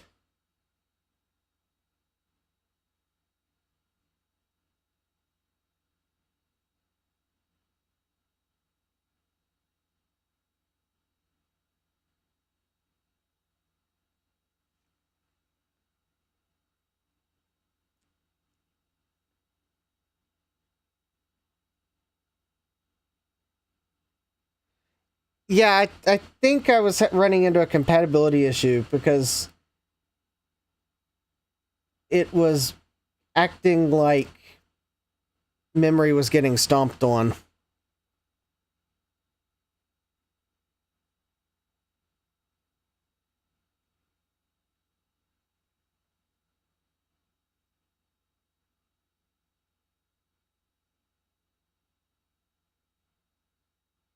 Oh, look at that.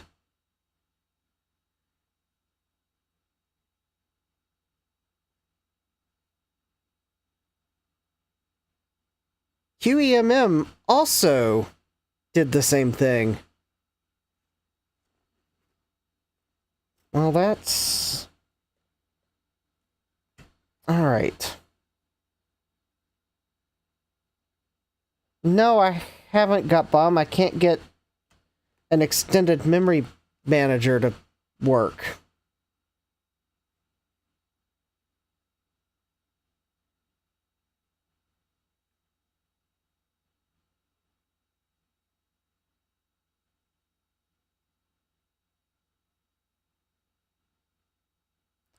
Well, okay. So it's first green, and now it's red, and I guess, presumably, it's going to, like... Maybe this SoC or CBIOS is interfering. I don't know that the SoC could interfere, but the CBIOS certainly could. Maybe it... Yeah, I gotta be able to configure a memory manager because the way the soft MPU works, it needs EMM 386 or QEMM.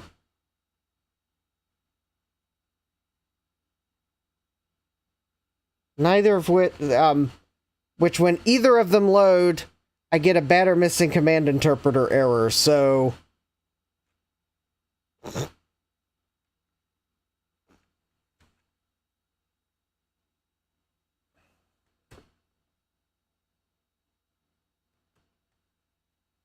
Something...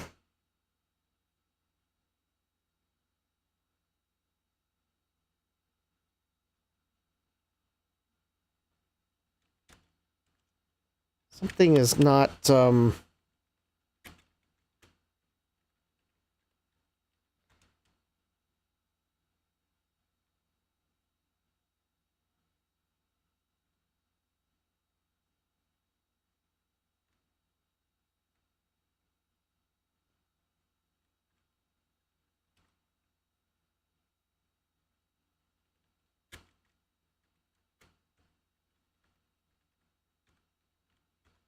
Anyways, we have run out of time for tonight.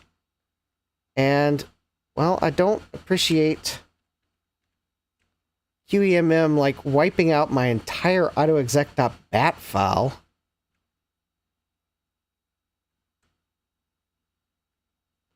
Yeah, it's, like, not happy when I load an extended memory manager in DOS 622.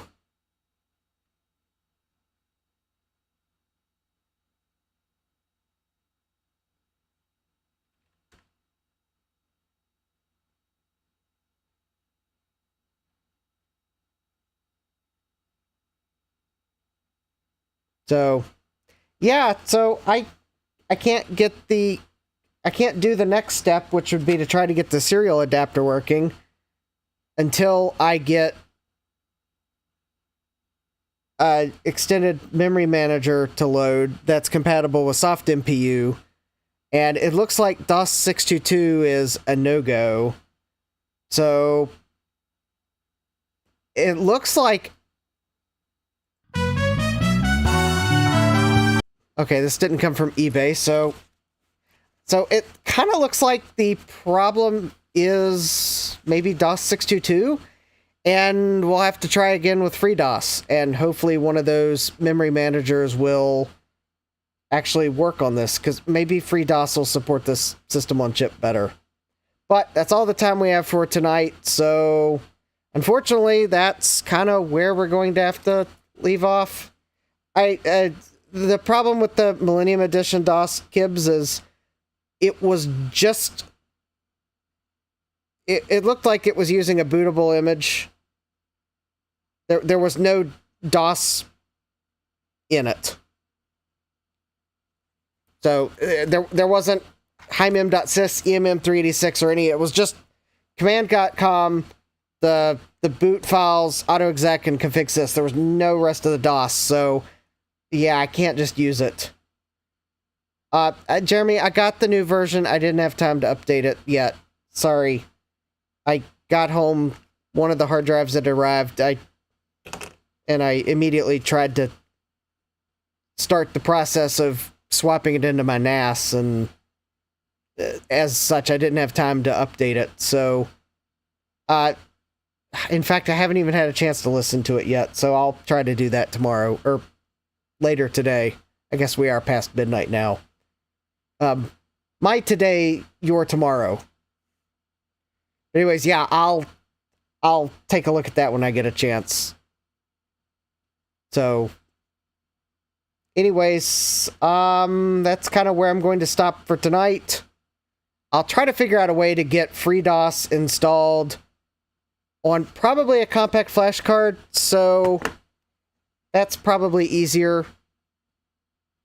I'll just probably pull a computer over. But anyways, not going to do that for Thursday's stream, because Thursday's stream is the Apple IIgs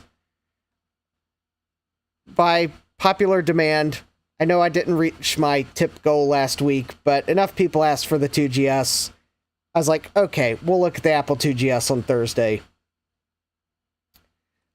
So I'll get the bump bar back in the rotation at some point, because I do want to, since it is Packvember, I do have some Packard bells to look at.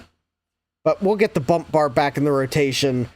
That will conveniently give me a chance to actually maybe get FreeDOS installed on a compact flash card, so that we don't have to suffer through that. And yeah, we'll play some Oregon Trail on Thursday.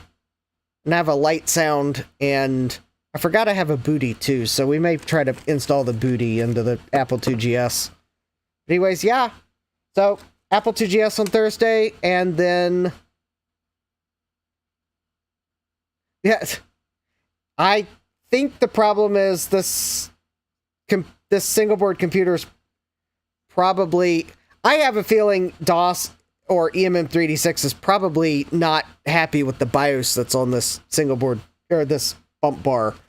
So I think FreeDOS may work better, because it would not surprise me if someone on the FreeDOS project maybe made sure it worked with that CBIOS, whereas CBIOS wasn't around when MS-DOS 622 or even the Millennium DOS was around, so I have a feeling it might be the CBIOS. But anyways, so I guess with that, it is time to end the stream. So let's see here. Don't forget to smash that like button, subscribe and turn on notifications so you know when I go live next, and hopefully next time when we get back to the Doom Cafe, we will actually have MIDI sound. Don't be surprised if I find an excuse to use my wavetable module on something else just to make sure it works first. But yeah, anyways, Francois says, Justin in stream and I'm still awake. Well, hopefully you'll be able to get to bed soon, Francois. But anyways, with that, I'd like to thank everyone for hanging out while I tried to suffer through getting this thing to work with DOS, and then, well, Doom runs on it, of course. Quake does not run on it. Of course, we had to figure that out. Getting EMM386 to run on it, that's the problem. Maybe that's why no one's gotten MIDI to work on it yet, but I'm not going to give up that early. So anyways, I'd like to wish everyone a great rest of your day. Take care, and God bless. Computerized Start is brought to you by my awesome patrons on Patreon, and by your tips and memberships on Ko-fi. These and other channel supporters make my live streams possible. You too can become a channel supporter with tiers starting at just $1. Don't forget to smash that like button. And if you've liked what you've seen, subscribe and turn on notifications so that you don't miss the next video or live stream. And as always, thank you for all your support. I hope to see you next time. And until then, take care.